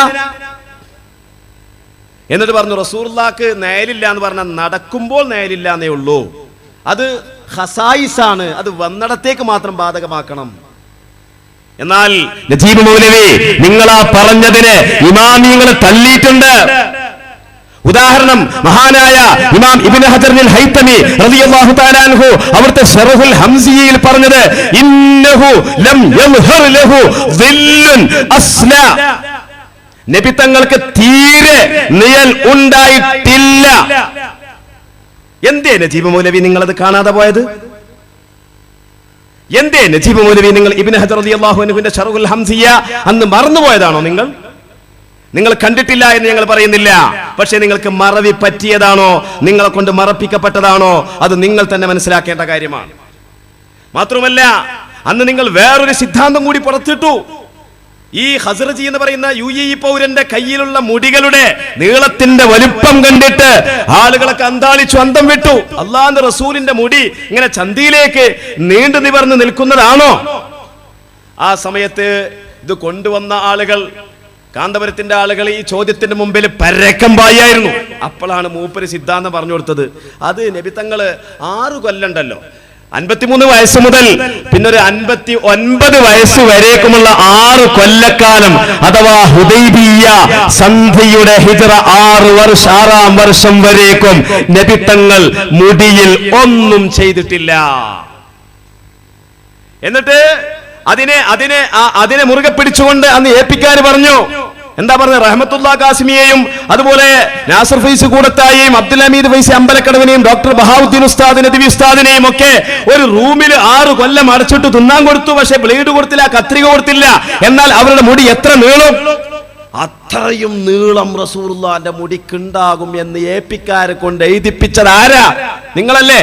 ഞാൻ ചോദിക്കട്ടെ, നിങ്ങൾ ഇപ്പോൾ ആ അഭിപ്രായത്തിൽ, നിങ്ങൾക്ക് ഇപ്പോൾ ആ അഭിപ്രായം ഉണ്ടോ ഇല്ലേ? ധൈര്യമുണ്ടോ നിങ്ങൾക്കത് പറയാൻ? ധൈര്യമുണ്ടോ? എന്നിട്ട് പറയാ, ഭയങ്കര രസമുണ്ട്. ഇത് നുസ്രത്തുൽ അനാമാണ്, ആ കാലയളവിൽ ഇറങ്ങിയ ഒരു നുസ്രത്തുൽ അനാമാണിത്. കണ്ടോ? 2011 സെപ്റ്റംബർ ഒക്ടോബറിൽ ഇറങ്ങിയ ഒരു നുസ്രത്തുൽ അനാമ. ഇതില് നമ്മുടെ ഈ ചോദ്യത്തിന് മുമ്പിൽ ഉത്തരം മുട്ടിന്ന് കണ്ടേക്കിന് അവര് പറഞ്ഞ മറുപടി എന്താണെന്നറിയോ? ഇതിൽ പറയാ, മുമ്പ് ഈ വിഷയവുമായി ബന്ധപ്പെട്ട ചർച്ചയിൽ ഇദ്ദേഹം നജീബ് മൗലവി പറഞ്ഞു സനതൊന്നും വേണ്ട, പക്ഷെ അദ്ദേഹം പരപ്പനങ്ങാടിയിൽ വർഷങ്ങൾക്ക് മുമ്പ് പ്രസംഗിച്ചിരുന്നു. ഞാൻ അതിന്റെ ക്ലിപ്പൊന്നും ഇവിടെ ഇടുന്നില്ല. സനദില്ലാതെ, രേഖയില്ലാതെ, എവിടുന്ന് കിട്ടി, എങ്ങനെ കിട്ടി എന്നുള്ള യാതൊരു രേഖയുമില്ലാതെ റസൂലുള്ളാഹിന്റെ തിരുശേഷിപ്പ് എന്ന് പറഞ്ഞാൽ അത് വിശ്വാസികൾ അംഗീകരിക്കില്ല, അത് വിവരമുള്ളവർ കണക്കിലെടുക്കില്ല എന്ന് നിങ്ങൾ പ്രസംഗിച്ചില്ലേ എന്ന് നമ്മളന്ന് മലപ്പുറത്ത് വെച്ചുകൊണ്ട് ചോദിച്ചപ്പോൾ നജീബ് മൗലവിന്റെ ആൾക്കാരെ പറഞ്ഞ മറുപടി എന്താ അറിയോ? അത് അന്നത്തെ നുസ്രത്തുൽ അനാമിന്റെ 38ാമത്തെ പേജാ. അന്ന് അവര് പറയാണ്, എന്താ പറയണത്? എന്നാൽ തന്നെ ഈ വാക്ക് പണ്ഡിതോചിതമാണോ? ഇമാം ഷാഫിഈയുടെ ജദീദുകൾ മുഴുവനും ഇക്കാരണത്താൽ തള്ളേണ്ടി വരില്ലേ? ഇമാം നവവിയും ഇമാം ഇബ്നു ഹജറും തുടങ്ങി എല്ലാ ഇമാമുകളും പഠനത്തിലും വിശകലനത്തിലും മുന്നേറുന്നതിനനുസരിച്ച് അഭിപ്രായങ്ങളിലും ഫത്വകളിലും മാറ്റം വരുത്തിയത് അവരുടെ മികവായിരുന്നെങ്കിൽ, അതേപോലെ നജീബ് മൗലവിന്റെ അഭിപ്രായം മാറിയതാണ്. നിങ്ങൾ നോക്കണം. ബഹുമാനപ്പെട്ട സമസ്തയുടെ പ്രസിഡന്റ് സയ്യിദ് മുഹമ്മദ് ജിഫ്രി തങ്ങൾ ഉസ്താദ് അവർ, അല്ലാഹു തആല ദീർഘായുസ്സും ആഫിയത്തും പ്രദാനം ചെയ്യുമാറാവട്ടെ. ആർജവത്വത്തോടുകൂടി ഈ പ്രസ്ഥാനത്ത് നയിക്കാൻ അല്ലാഹു തൗഫീഖ് പ്രദാനം ചെയ്യട്ടെ. ബഹുമാനപ്പെട്ടവര് ശൈഖുനാ ശംസുൽ ഉലമായുടെ മദ്ഹ് പറഞ്ഞപ്പോൾ ശൈഖുനാ ശംസുൽ ഉലമയെ ചിലപ്പോൾ ഇബ്നു ഹജർ തങ്ങളാണെന്ന് തോന്നിപ്പോവും, ചിലപ്പോൾ അതിന്റെ അപ്പുറമാണെന്ന് തോന്നിപ്പോവും. അത് മദ്ഹിന്റെ മഖാമിലുള്ള സംസാരത്തിൽ അങ്ങനെയൊക്കെ വരും. അബൂ യൂസുഫാക്ക അബി ഹനീഫത്ത പോലുള്ള പ്രയോഗങ്ങൾ മദ്ഹിന്റെ മഖാമിൽ ഉപയോഗിക്കും.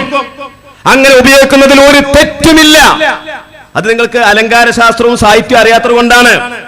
അപ്പൊ അങ്ങനെ ഇബ്നു ഹജർ തങ്ങളാണെന്ന് തോന്നിപ്പോകും എന്ന് പറഞ്ഞതിനെ പറ്റി അല്ലോ കണ്ടില്ലേ, ഇബ്നു ഹജർ തങ്ങളെക്കാട്ടിലും പ്രഗത്ഭനാത്രേ ഈ ഇ.കെ. അബൂബക്കർ മുസ്ലിയാർ എന്നാണ് ഇപ്പൊ ഈ തങ്ങൾ പറയുന്നത്. ഇതല്ലേ ഇവരുടെ പ്രതികരണം? എന്നാൽ നിങ്ങൾ എഴുതിയതോ സനത് വേണം എന്ന പരപ്പനങ്ങാടി പ്രസംഗത്തിൽ നിന്ന് അത് വേണ്ടതില്ല എന്ന കോഴിക്കോട് പ്രസംഗത്തിലേക്ക് അഭിപ്രായം മാറിയത് ഷാഫി ഇമാമിന്റെ ജദീദും ഖദീമും പോലെയാണത്രേ. നവവി ഇമാമിന്റെ പഴയ അഭിപ്രായം പുതിയ അഭിപ്രായം പോലെയാണത്രേ. ഞാൻ ചോദിക്കട്ടെ, സംസ്ഥാനക്കാരോട് ചോദിക്കട്ടെ, കേവലം മുഖല്ലിദീങ്ങളായ നമ്മൾ അങ്ങനെ ജദീദും ഖദീമും പറയേണ്ടവരാണോ? അതിന്റെ പേരിൽ ഇബ്നു ഹജർ തങ്ങളെ പോലെ, നവവി ഇമാമിനെ പോലെ, ഷാഫി ഇമാമിനെ പോലെ നജീബ് മൗലവിയെ തുലനം ചെയ്യാൻ നിങ്ങൾക്ക് എന്ത് അവകാശമാണുള്ളത്? നിങ്ങൾ തങ്ങൾ ഉസ്താദിനെ, സയ്യിദ് മുഹമ്മദ് ജിഫ്രി തങ്ങൾ ഉസ്താദിനെ നിങ്ങൾ ഇതിന്റെ പേരിൽ വിമർശിച്ചില്ലേ? നിങ്ങൾക്കിത് ബാധകമല്ലേ? എന്നിട്ട് അന്ന് വേറെ അതിലേറെ വലിയ രസമുണ്ടായി. എന്താണെന്നറിയോ? സമസ്തകൾ ജമിയത്തുൽ ഉലമ പിന്നീട് ആ മുടിയെ സംബന്ധിച്ചൊരു തീരുമാനം പറഞ്ഞു. ആ മുടിയുടെ അടിസ്ഥാനം ബോധ്യമാകുന്നത് വരെ ആരും വഞ്ചിതരാവരുത്. അതിന്റെ അർത്ഥം എന്താ? അടിസ്ഥാനം ബോധ്യമായാൽ വഞ്ചിതരായിക്കോളുക എന്നല്ലേ? അപ്പോ ഇത് ഷാഫി മദ്ഹബിന്റെ അടിസ്ഥാന ഉസൂലിനോട് എതിരായ ഒരു പ്രസ്താവനയായി പോയില്ലേ സമസ്തയുടെ പ്രസ്താവന എന്ന് പറഞ്ഞിട്ട് അദ്ദേഹം പരിഹസിച്ചു. പക്ഷേ അന്ന് നമ്മൾ ഇബാറത്തുകളെ കൊണ്ട് ഫത്ഹുൽ ബാരിയുടെയും മറ്റനേകം ഗ്രന്ഥങ്ങളുടെയും ഇബാറത്തുകളെ കൊണ്ട് അദ്ദേഹത്തിന് മറുപടി കൊടുത്തു. ഞാൻ അതിന്റെ വിശദാംശങ്ങളിലേക്ക് ഇപ്പൊ പോകുന്നില്ല. പക്ഷേ ഇദ്ദേഹത്തിന്റെ ലക്ഷ്യം എന്താണെന്ന് വെച്ചാൽ സമസ്തയെ എതിർക്കാൻ ഏത് കച്ചിത്തുരുമ്പും ഉപയോഗിക്കുക എന്നുള്ളിടത്തേക്ക് കാര്യങ്ങൾ പോയി. അതിന്റെ ഭാഗമായിട്ടാണ് വളപുരത്ത് ത്വലാഖ് പ്രശ്നം ഉണ്ടായല്ലോ. വളപുരത്ത് ത്വലാഖ് പ്രശ്നമുണ്ടായപ്പോൾ അന്റെ മകളുടെ 3 ത്വലാഖും ചൊല്ലി എന്ന് പറഞ്ഞാൽ ത്വലാഖ് സംഭവിക്കുമോ ഇല്ലയോ? ത്വലാഖ് സംഭവിക്കില്ല. മലയാളത്തിലുള്ള ആ വാചകം കൊണ്ട് ത്വലാഖ് സംഭവിക്കില്ല. അത് ചെറുശ്ശേരി ഉസ്താദ് ഫത്വ കൊടുത്തു. അതിനെ സംബന്ധിച്ച് അന്ന് നജീബ് മൗലവിയുടെ ലേഖനത്തിൽ വന്നതെന്താ? ഒരു ഭർത്താവും ഭാര്യയും തമ്മില് നിയമാനുസൃതം ത്വലാഖ് ചൊല്ലി വേർപ്പെട്ടതിന് ശേഷം പിന്നീട് ആ ദമ്പതികൾക്ക് മനംമാറ്റം വന്നു കഴിഞ്ഞാൽ അവര് എങ്ങനെയെങ്കിലും ത്വലാഖ് പോയിട്ടില്ല എന്ന ഒരു ഫത്വ കൊടുത്തിട്ട് അവരെ യോജിപ്പിക്കുക എന്ന ഒരു നയം ഇവർക്കുണ്ട്. അതുകൊണ്ടാണ് അവരങ്ങനെ ഫത്വ കൊടുത്തത് എന്ന് പറഞ്ഞാൽ അതിന്റെ മറ്റൊരു ഭാഷ എന്താ? വിവാഹബന്ധം വേർപ്പെട്ടുകൊണ്ട് അന്യ സ്ത്രീ പുരുഷന്മാരായി മാറിയ ഈ ദമ്പതികളായ ഈ സ്ത്രീ പുരുഷന്മാരെ വീണ്ടും വ്യഭിചാരത്തിന് ഫത്വ കൊടുക്കുന്ന നയമാണ് മഹാനായ ചെറുശ്ശേരി ഉസ്താദിനുള്ളത്. അതുപോലെ തന്നെ ചെറുശ്ശേരി ഉസ്താദ് ആ ഫത്വക്ക് അവലംബമാക്കിയ മഹാനായ ശംസുൽ ഉലമായി ഖദ്ദസല്ലാഹു സിർറഹുൽ അസീസ് അവർക്കുള്ളത് എന്ന വിധത്തിൽ സമസ്തയുടെ ഉന്നത ശീർഷരായ പണ്ഡിതന്മാരെ വ്യഭിചാരത്തിന് ഫത്വ കൊടുക്കുന്ന നയത്തിന്റെ ആളുകളായിട്ട് പരസ്യമായിട്ട് എഴുതി ചിത്രീകരിക്കാൻ എന്താ നജീബ് മൗലവിയെ പ്രചോദിപ്പിച്ച ഘടകം എന്താണ്? നിങ്ങൾ മഹല്ലുകൾ ശിഥിലമാകരുത് എന്ന് പറഞ്ഞിട്ട് നിങ്ങൾ എന്താ നിങ്ങളുടെ മനസ്സിലുള്ളത്? നിങ്ങളുടെ ഉള്ളിലിരുപ്പ് നസീഹത്തല്ല, നിങ്ങളുടെ ഉള്ളിലിരുപ്പ് ഗുണകാംക്ഷയല്ല. അതുകൊണ്ടാണല്ലോ നിങ്ങൾ ക്ഷേമനിധിയെ എതിർത്തത്.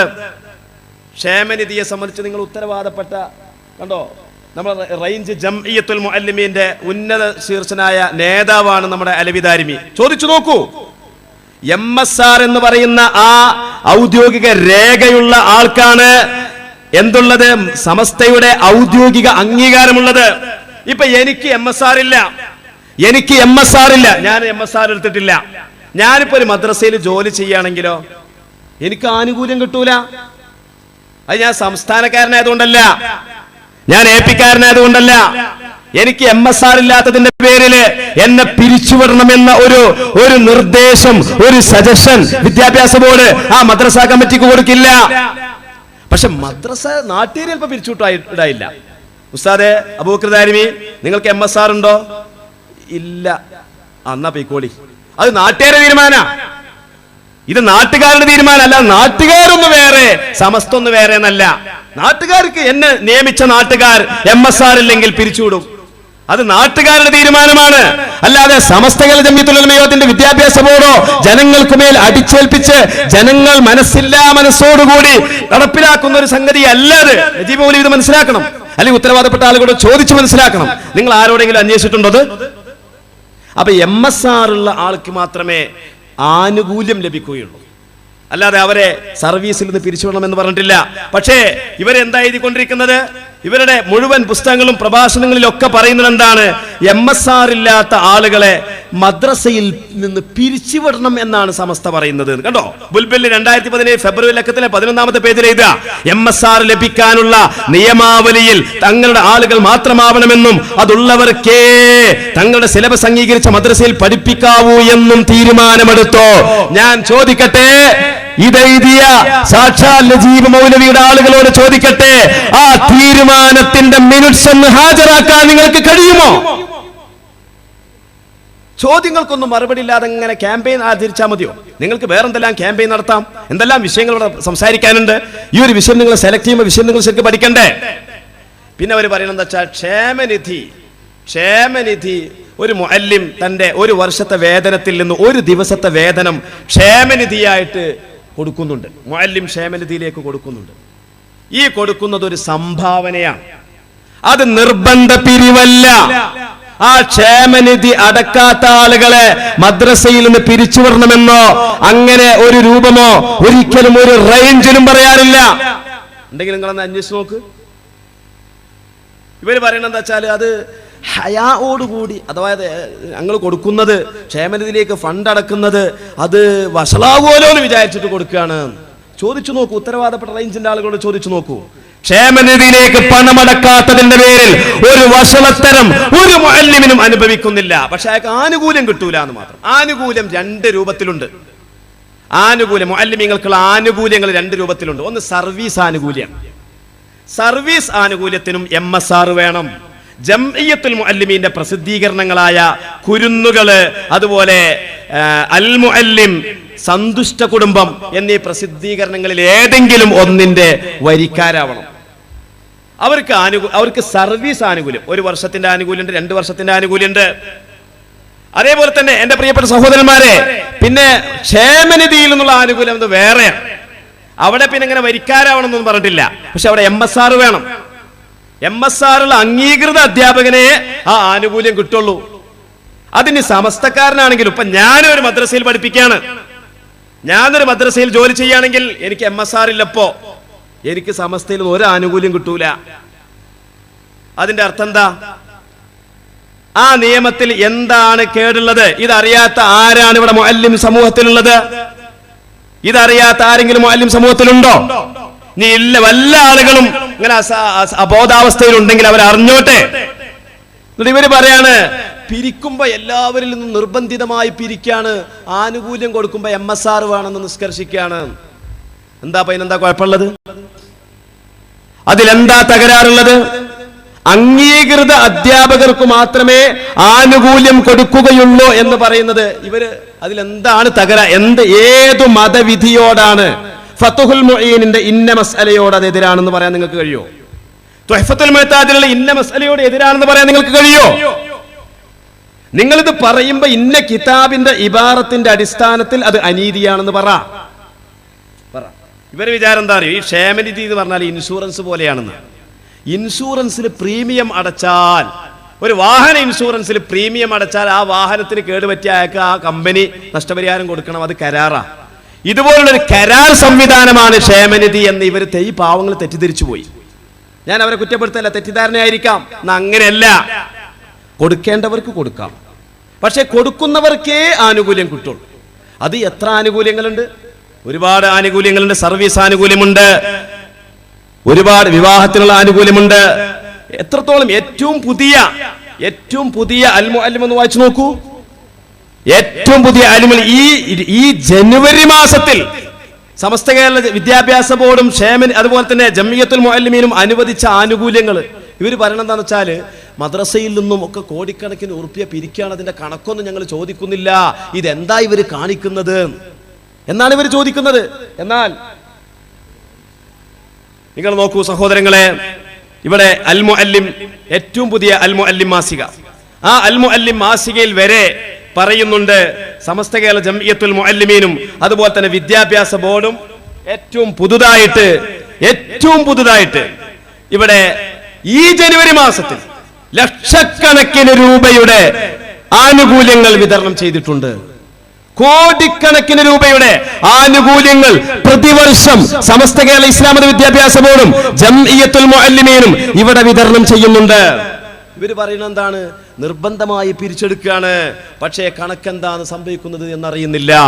അതുകൊണ്ട് തന്നെ തൊഴിലാളി പ്രസ്ഥാനങ്ങളെ, രാഷ്ട്രീയക്കാരെ, സമസ്ത ഇവിടെ അനീതിയുടെയും ശൈഥില്യത്തിന്റെയും വിത്തുകളാണ് സമസ്ത പാകിക്കൊണ്ടിരിക്കുന്നത് എന്ന് പറഞ്ഞിട്ട് തൊഴിലാളി പ്രസ്ഥാനങ്ങളെ ഇളക്കാൻ വേണ്ടി ശ്രമം നടത്തുകയാണ്. ഞാൻ ചോദിക്കട്ടെ നജീബ് മൗലവി, നിങ്ങൾ ഈ പ്രസംഗമൊക്കെ നടത്തിയിട്ട് ഏതെങ്കിലും ഒരു തൊഴിലാളി പ്രസ്ഥാനം നിങ്ങൾക്ക് അനുകൂലമായി ശബ്ദിച്ചോ? അല്ലെങ്കിൽ സമസ്തക്ക് പ്രതികൂലമായി ശബ്ദിച്ചോ? പിന്നെ ഇവർ പറയുന്ന ഒരു ആരോപണം എന്താണെന്ന് വെച്ച് കഴിഞ്ഞാൽ മദ്രസയിൽ SBV രൂപീകരണത്തെ കുറിച്ചാണ്. ഇപ്പൊ എൻ്റെ മകള് മദ്രസയിൽ പഠിക്കുന്നുണ്ട്. എന്താണ് അവിടെ SBV പ്രവർത്തനം എന്ന് പറഞ്ഞാൽ? ഞായറാഴ്ച ഹദ്ദാദ് ഓതുക, ഇതൊക്കെയാണ് ഇപ്പോൾ അവിടുത്തെ SBVയുടെ പ്രവർത്തനം എന്ന് പറയുന്നത്, അല്ലേ? ഇതൊക്കെയല്ലേ SBVയുടെ പ്രവർത്തനം. ആ പ്രവർത്തനത്തുമായി ബന്ധപ്പെട്ട് അവര് അങ്ങനെ SBV രൂപീകരിച്ചുകൊണ്ട് മദ്രസയിലെ വിദ്യാർത്ഥികൾക്ക് ഒരു സംഘടിതമായ പ്രവർത്തനം സംഘടിപ്പിക്കുന്നു. അങ്ങനെ സംഘടിപ്പിക്കുന്നത് കൊണ്ട് SBVയിലൂടെ വിദ്യാർത്ഥികളുടെ മനസ്സിൽ സംഘടനാപരമായ സങ്കുചിതത്വം ഉണ്ടാക്കുകയാണ് എന്നാ പറയുന്നത്. എന്നിട്ട് സംഘടനാപരമായ സങ്കുചിതത്വം ഉണ്ടാക്കി. പിന്നെ അവർ SKSSF-കാരാകുന്നു, പിന്നെ SVS-കാരാകുന്നു. അത് കാരണത്താൽ ഇവിടെ മുസ്ലിം ലീഗിന് ആളെ കിട്ടുന്നില്ല. ഇതിൽ ഇവിടെ ലീഗിന്റെ ആൾക്കാരുണ്ടോ? ഞാൻ ചോദിക്കട്ടെ, മുസ്ലിം ലീഗുകാരാ, ഇതൊരു ലീഗുകാരൻ സമ്മതിക്കത്? അല്ല, മൂക്ക് കീപ്പറ്റുള്ള ഏതെങ്കിലും ഒരു മനുഷ്യൻ ഈ പറഞ്ഞ വാദം, ഇത് പച്ച പൊട്ട വാദല്ലേ പറയുന്നത്?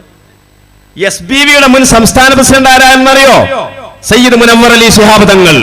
യൂത്ത് ലീഗിന്റെ ഇന്നത്തെ പ്രഗത്ഭനായ പ്രസിഡന്റ് ആരാണെന്നറിയോ? സയ്യിദ് മുനവ്വർ അലി ശിഹാബ് തങ്ങൾ. എന്തുകൊണ്ട് SBVയിൽ പ്രവർത്തിച്ചിട്ട് സയ്യിദ് മുനവ്വർ അലി തങ്ങൾ യൂത്ത് ലീഗിന്റെ പിന്നെ നേതൃസ്ഥാനത്ത് വന്നു? SKSSF-ന്റെ 14 കൊല്ലത്തെ അധ്യക്ഷ പദവി അലങ്കരിച്ചത് ആരാണെന്നറിയോ? സയ്യിദ് സാദിഖ് അലി ശിഹാബ് തങ്ങൾ. ആ സയ്യിദ് സാദിഖ് അലി ശിഹാബ് തങ്ങളല്ലേ പിന്നീട് യൂത്ത് ലീഗിന്റെ തലപ്പത്ത് വന്നത്? ആ സയ്യിദ് സാദിഖ് അലി ശിഹാബ് തങ്ങളല്ലേ ഇപ്പോൾ മലപ്പുറം ജില്ലാ മുസ്ലിം ലീഗിന്റെ പ്രസിഡന്റും മുസ്ലിം ലീഗിന്റെ പാർലമെന്ററി കാര്യങ്ങളുടെ പ്രഗത്ഭനായ സാരഥിയും അദ്ദേഹമല്ലേ? സമസ്തയുടെ സംഘടനാ സംവിധാനം കൊണ്ട് ഇവിടത്തെ മുസ്ലിം ലീഗുകാരനോ, ഇവിടത്തെ CPM-കാരനോ, ഇവിടത്തെ ഇന്ത്യൻ നാഷണൽ കോൺഗ്രസിനോ, ഇവിടത്തെ വർഗീയവാദികളല്ലാത്ത മതേതരത്വ രാഷ്ട്രീയ പ്രസ്ഥാനങ്ങൾക്ക് എന്തെങ്കിലും ഒരു കുറവ്, എന്തെങ്കിലും ഒരു ഭംഗം, എന്തെങ്കിലും വോട്ടിനോ മറ്റോ ഒരു ക്ഷതം സംഭവിച്ചതായിട്ട് നജീബ് മൗലവി നിങ്ങൾക്ക് ചൂണ്ടിക്കാണിക്കാൻ സാധിക്കുമോ? ഞാൻ മനസ്സിലാക്കുന്നു, കിയനോറുണ്ടെങ്കിൽ നജീബ് മൗലവി എങ്ങനെ പ്രസംഗിക്കാൻ കയറൂരി വിടൂല. രാമന്തളിത്തങ്ങൾ ഇന്നുണ്ടെങ്കിൽ ഈ പ്രസംഗത്തിന് നജീബ് മൗലവിയെ കയറൂരി വിടൂല.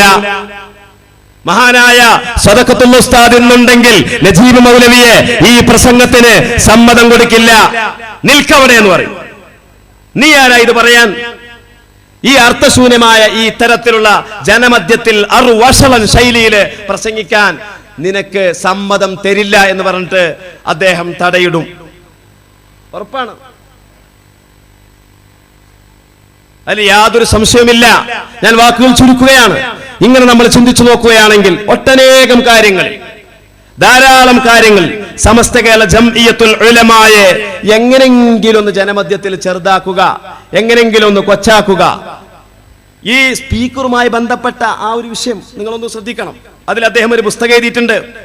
ആ പുസ്തകത്തില് അദ്ദേഹം പറയുന്നുണ്ട്, ഇബാദത്തുകളിൽ പുതിയ രൂപം ഉണ്ടാക്കാൻ പാടില്ല, അതുകൊണ്ട് സ്പീക്കർ പാടില്ല എന്നിങ്ങനെ പറഞ്ഞു വരികയാണ്. ആ കൂട്ടത്തില് എൻ്റെ പ്രിയപ്പെട്ട സഹോദരന്മാർ, ഇത് നാദാപുരം ഭാഗത്തുള്ള ആൾക്കാരാകുമ്പോൾ അതൊക്കെ ഒന്ന് മനസ്സിലാക്കണം. ഞാൻ ആ ഒരു ഭാഗം കൂടി നിങ്ങളുടെ ശ്രദ്ധയിൽ ഒന്ന് പെടുത്തുകയാണ്. എന്താണെന്നറിയോ? ഇത് അദ്ദേഹത്തിന്റെ പുസ്തകം ഉച്ചഭാഷിണിയും ഖുതുബയും എന്ന പുസ്തകം. ഇതില് അദ്ദേഹം ഒരു പച്ച പൊള്ള് പറയുന്നുണ്ട്. ഞാൻ അങ്ങനെ തന്നെ പറയുന്നത്, ഇത് വ്യക്തിപരമായ വിമർശനമല്ല, മസ്അലാപരമായ അബദ്ധത്തെ ചൂണ്ടിക്കാണിക്കാൻ. എന്താണെന്നറിയോ? സ്വഹാബത്തിന്റെ കാലത്ത് ഭരണാധികാരിയായി വന്ന മർവാൻ ഇബ്നുൽ ഹകം, അദ്ദേഹമാണല്ലോ മദീനത്ത് പെരുന്നാളിന് നിസ്കാരത്തിനും ഖുതുബക്കും നേതൃത്വം വഹിക്കുക. ഖലീഫമാരല്ലേ? അപ്പോ ഖലീഫയായിട്ട് വന്ന അദ്ദേഹം എന്ത് ചെയ്തു എന്നറിയോ? ഇസ്ലാമിന്റെ ശൈലി മാറ്റിയിട്ട് ആദ്യം ഖുതുബ പിന്നെ നിസ്കാരം. പെരുന്നാൾ നിസ്കാരത്തിൽ ആദ്യം നിസ്കാരം പിന്നെ ഖുതുബയാണ്. അതിന് അദ്ദേഹം അത് നേരെ തിരിച്ചാക്കി, ആദ്യം ഖുതുബ പിന്നെ നിസ്കാരം. സ്വഹാബത്ത് അതിനെ നഖശിഖാന്തം എതിർത്തു. ഇതിന് അദ്ദേഹം പറഞ്ഞ കാരണം എന്താണ്? നിങ്ങൾ നോക്കൂ, ഇതിൽ തന്നെ ഈ നജീബ് മൗലവി എഴുതുന്ന ഒരു കാരണം, അദ്ദേഹം ചില ആളുകൾക്കൊക്കെ, ഈ സംസ്ഥാനക്കാർക്കൊക്കെ ഒരു തോന്നലുണ്ട്, എന്താ, നജീബ് മൗലവിയുടെ ആയിരക്കണക്കിന് ഫത്വകളിൽ ഒരു പിഴവില്ല. എന്നാ കേട്ടോളൂ. അതിന് അദ്ദേഹം പറഞ്ഞെന്താ? പെരുന്നാൾ, ശരിക്കും ശ്രദ്ധിക്കണേ, ഞാൻ നിർത്താൻ പോവുകയാണ്.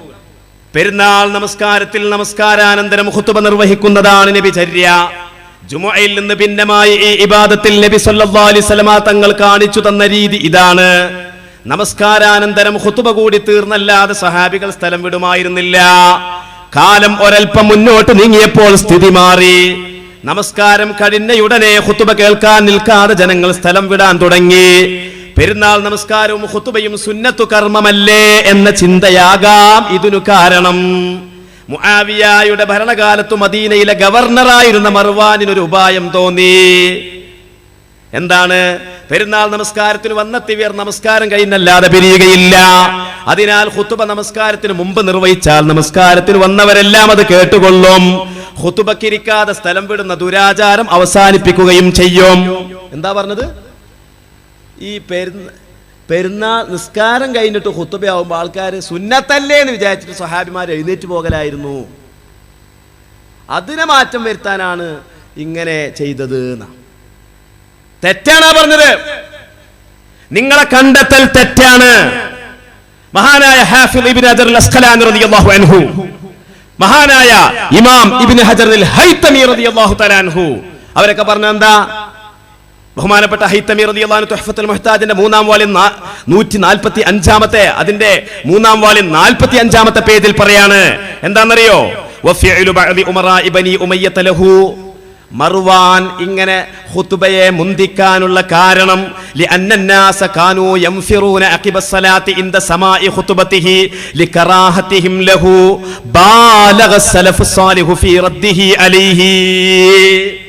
മർവാൻ ആള് ശരിയല്ല. മർവാൻ സ്വഹാബത്തിനെ വിമർശിച്ച ആളാണ്. ഖുതുബയില് മഹാന്മാരായ ആളുകളെ കുറ്റം പറയുന്ന ആളാണ്. അയാളുടെ ഖുതുബ ഞങ്ങൾക്ക് കേൾക്കാൻ വയ്യ എന്ന വെറുപ്പ് കാരണത്താൽ സ്വഹാബത്തെ എഴുന്നേറ്റ് പോയതാണ്. ഇദ്ദേഹം പറഞ്ഞെന്താ? ഇദ്ദേഹം ഇതിൽ പറഞ്ഞെന്താണ്? സഹാബത്ത് അന്ന് സഹാബത്തും താബിയങ്ങളും സുന്നത്തല്ലേ ഉള്ളൂ. ഒരു സുന്നത്ത് ഇപ്പൊ എന്തിനാ? നമുക്ക് വേഗം വീട്ടിൽ പോയിട്ട് പെരുന്നാൾ ഭക്ഷണം കഴിക്കാന്ന് വിചാരിച്ച് എഴുന്നേറ്റ് പോയതായിരിക്കാം. അങ്ങനെയാണോ? അല്ല, മർവാനിനോടുള്ള വെറുപ്പ് കാരണത്താൽ ആളുകൾ ഖുതുബക്കിരിക്കാതിരുന്നതാണ്. ഇതല്ലേ ഇമാം ഇബ്നു ഹജർ അൽ-ഹൈതമി തുഹ്ഫയിൽ പറഞ്ഞത്? ഇതല്ലേ ഇമാം ഇബ്നു ഹജർ അൽ-അസ്ഖലാനി റളിയല്ലാഹു തആല അൻഹു അവിടുത്തെ ഫത്ഹുൽ ബാരിയിൽ പറഞ്ഞത്? നിങ്ങൾക്ക് ഇത് എവിടുന്ന് കിട്ടി? നിങ്ങൾ എഴുതിയല്ലോ. എന്താ എഴുതിയത്? കാലം ഒരൽപ്പം മുന്നോട്ട് നീങ്ങിയപ്പോൾ, സ്വഹാബത്തിന്റെ കാലം തന്നെയാണത്, സ്ഥിതി മാറി. നമസ്കാരം കഴിഞ്ഞ ഉടനെ ഖുതുബ കേൾക്കാൻ നിൽക്കാതെ ജനങ്ങൾ സ്ഥലം വിടാൻ തുടങ്ങി. പെരുന്നാൾ നമസ്കാരവും ഖുതുബയും സുന്നത്തു കർമ്മമല്ലേ എന്ന ചിന്തയാകാം ഇതിന് കാരണം. ഇത് സ്വഹാബത്തിനെ അവഹേളിക്കലല്ലേ? സുന്നത്തിന് വലിയ പ്രാധാന്യം കൊടുത്തിട്ട് അത് ജീവിതത്തിൽ പകർത്താൻ ആവേശം കാണിച്ച സ്വഹാബത്ത് പെരുന്നാളിന്റെ ഖുതുബക്കിരിക്കാതെ സുന്നത്തല്ലേ, നമുക്ക് വേഗം പോയിട്ട് ചോറ് വയ്ക്കാം എന്ന് ചിന്തിച്ചിരുന്ന ആളുകളായിരുന്നു. മർവാൻ എന്ന ദുഷ്ടനോടുള്ള വെറുപ്പ് കാരണത്താൽ ഖുതുബയിൽ ഇരിക്കാറില്ലായിരുന്നു എന്ന് പറഞ്ഞതിന് ആ വിശദീകരണത്തെ നിങ്ങൾ എന്തുകൊണ്ട് കണ്ടില്ല? നിങ്ങൾ എഴുതിയത് എവിടുന്ന് കിട്ടി?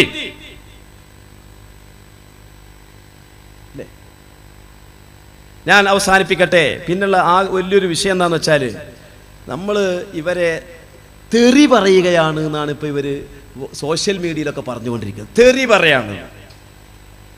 കൂടത്തായി തെറി പറഞ്ഞു, സത്താർ പന്തല്ലൂർ തെറി പറഞ്ഞു. ഞാൻ ചോദിക്കട്ടെ, ഒരു കളത്തിലേക്ക് ഇറങ്ങിയാൽ, കന്നു പൂട്ടാൻ ഇറങ്ങിയാൽ ശരീരത്തിലേക്ക് ചെളി തെറിക്കും. നിങ്ങൾ നോക്കണം, നജീബ് മൗലവിയുടെ ഒരു പുസ്തകമുണ്ട്, ഖുർആൻ പരിഭാഷ ചരിത്രവും വിധിയും. ആ പുസ്തകം ഒന്ന് വായിച്ചു നോക്കണം. മഹാനായ KV ഉസ്താദിനെ അതിൽ അദ്ദേഹം ഉപയോഗിച്ച അശ്ലീല പദപ്രയോഗങ്ങളൊന്ന് വായിച്ചു നോക്കണം. ഇത് നജീബ് മൗലവിയുടെ പ്രയോഗങ്ങൾ, ഞാനത് ഇവിടെ ഉദ്ധരിക്കുന്നില്ല. ഇൻഷാ അല്ലാഹ് നാളെയും മറ്റന്നാൾ ഈ വിഷയം അവതരിപ്പിക്കാനുണ്ട്, അവിടെ നമുക്ക് പറയാം. ഇവിടെ പരിമിതമായ സമയം, സമയം തീർന്നിട്ടുണ്ട്. മഹാനായ KV ഉസ്താദിനെ അദ്ദേഹം പ്രായം കൊണ്ടും ഇൽമു കൊണ്ടും തഖ്വ കൊണ്ടും മറ്റെല്ലാ കാര്യങ്ങളെ കൊണ്ടും എത്രയോ ഉന്നതിയിലുള്ള KV ഉസ്താദിനെ നിങ്ങൾ അന്ന് ഉപയോഗിച്ച പദപ്രയോഗങ്ങൾ ഞാനിവിടെ ഉദ്ധരിക്കണം. അപ്പൊ നിങ്ങൾക്ക് എന്തുമാവാം. നിങ്ങൾ ധരിക്കുമ്പോ ബർമുഡ, ഞങ്ങളാകുമ്പോ ട്രൗസർ എന്നോ. ഇനി നിങ്ങൾ നോക്കൂ, ഇവരുടെ തന്നെ ഇദ്ദേഹത്തിന്റെ തന്നെ സക്കാത്ത് പദ്ധതി എന്നുള്ളൊരു പുസ്തകമുണ്ട്. ശരിയാണ്, നോട്ടിന് സക്കാത്തുണ്ടോ അല്ലേ? കർമ്മശാസ്ത്രപരമായൊരു വിഷയമാണ്. ഞങ്ങൾ അതിന് സക്കാത്തുണ്ടെന്ന് പറയുന്നവരാണ്. നിങ്ങൾ ഇല്ല എന്ന് പറഞ്ഞോളൂ. അതിന്റെ പേരിൽ ഒരു കൂട്ടർ പേച്ചവരാന്ന് നമ്മൾ പറയുന്നില്ല.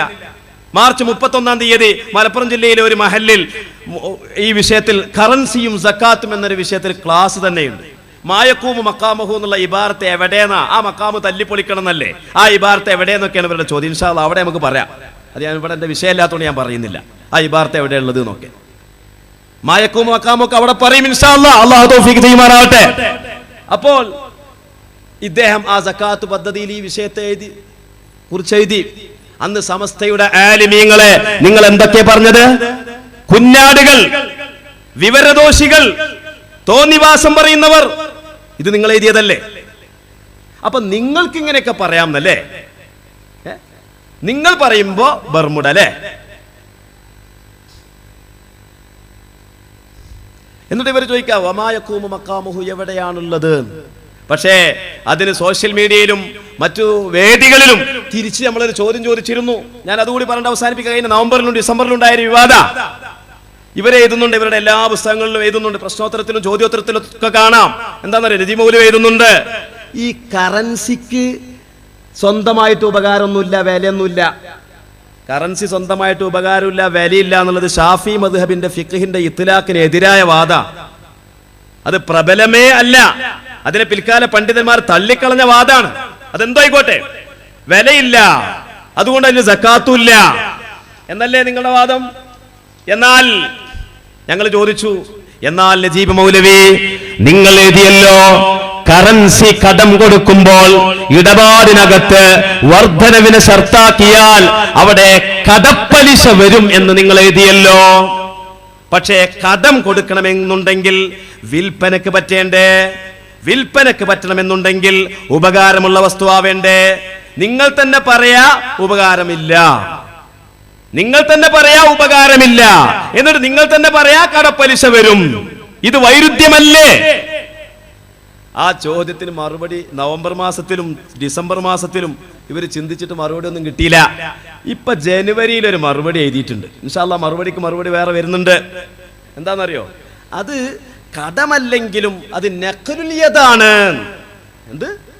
അത് കറൻസിയെ കടം കൊടുക്കുന്നില്ല, പക്ഷേ അത് കൈവശാവകാശത്തെ കൈമാറലാണ്. എന്നാൽ നജീബ് മൗലവി ചോദിക്കട്ടെ, മസ്അല സമസ്തക്കാർക്ക് മസ്അല തിരിയില്ല എന്നല്ലേ നിങ്ങൾ പറയുന്നത്? നേരത്തെ സ്വാഗത പ്രസംഗത്തിൽ പറഞ്ഞല്ലോ കുറച്ചൊക്കെ മസ്അല തിരിയെന്ന് പറഞ്ഞല്ലോ. ഞാൻ അതുകൂടി ചോദിച്ചിട്ട് അവസാനിപ്പിക്കട്ടെ. നഖ്ലുൽ യദ് മുഖാന്തരം റിബൽ ഖർള് വരും എന്ന്, അഥവാ കറൻസിയുടെ കൈവശാവകാശത്തെ മറ്റൊരാൾക്ക് കൈമാറുന്നതിൽ കടപ്പലിശ എന്ന ഒരു സംഭവം വരും എന്ന് ശാഫിഈ മദ്ഹബിന്റെ ഏതെങ്കിലും ഒരു ഇബാറത്ത് കൊണ്ട് നിങ്ങൾക്ക് തെളിയിക്കാൻ സാധിക്കുമോ? നജീബ് മൗലവി കഴിയുമോ? ഒരു ഇബാറത്ത് നിങ്ങൾ വമായഖൂമു മഖാമുഹു എന്ന ഇബാറത്ത് എവിടെയാണുള്ളത് എന്ന് ചോദിച്ചില്ലേ?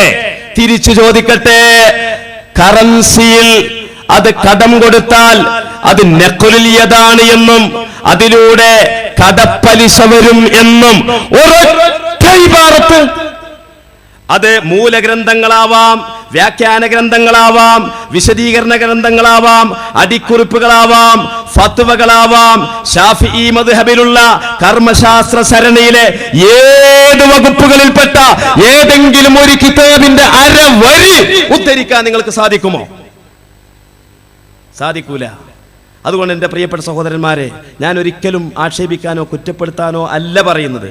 പക്ഷേ ഞങ്ങളൊക്കെ നാട്ടിൽ വന്നിട്ട് വളരെ സമാധാനപരമായി മുന്നോട്ട് പോകുന്ന മഹല്ലുകളിൽ എന്തൊക്കെയോ സമസ്തക്കാർ ശൈഥില്യവും ഫിത്നയും ഉണ്ടാക്കുന്നുണ്ട് എന്ന് പറയുന്നത് പൊതുജന മുഖവിലക്കെടുത്തിട്ടില്ലെങ്കിലും അതൊരു തെറ്റിദ്ധാരണാജനകമായ ആ ശ്രമം അത് ബഹുമാനനായ നജീബ് മൗലവിയും അതുപോലെ തന്നെ അദ്ദേഹത്തിന്റെ പ്രവർത്തകരും അത് വളരെ നല്ല ബുദ്ധിയാ അത് മാറ്റിവെച്ചുകൊണ്ട് നമ്മൾ മുമ്പുണ്ടായിരുന്ന ആ സൗഹാർദ്ദത്തിന്റെയും സഹകരണത്തിന്റെയും സ്നേഹത്തിന്റെയും ആ മനോഭാവത്തിലേക്ക് താങ്കളും കൂട്ടരും മടങ്ങി വരണമെന്ന് മാത്രം ആവശ്യപ്പെട്ടുകൊണ്ട് ഞാൻ വാക്കുകൾ ഉപസംഹരിക്കുന്നു. വാഹിർ ദഅ്വാന അൽഹംദുലില്ലാഹി റബ്ബിൽ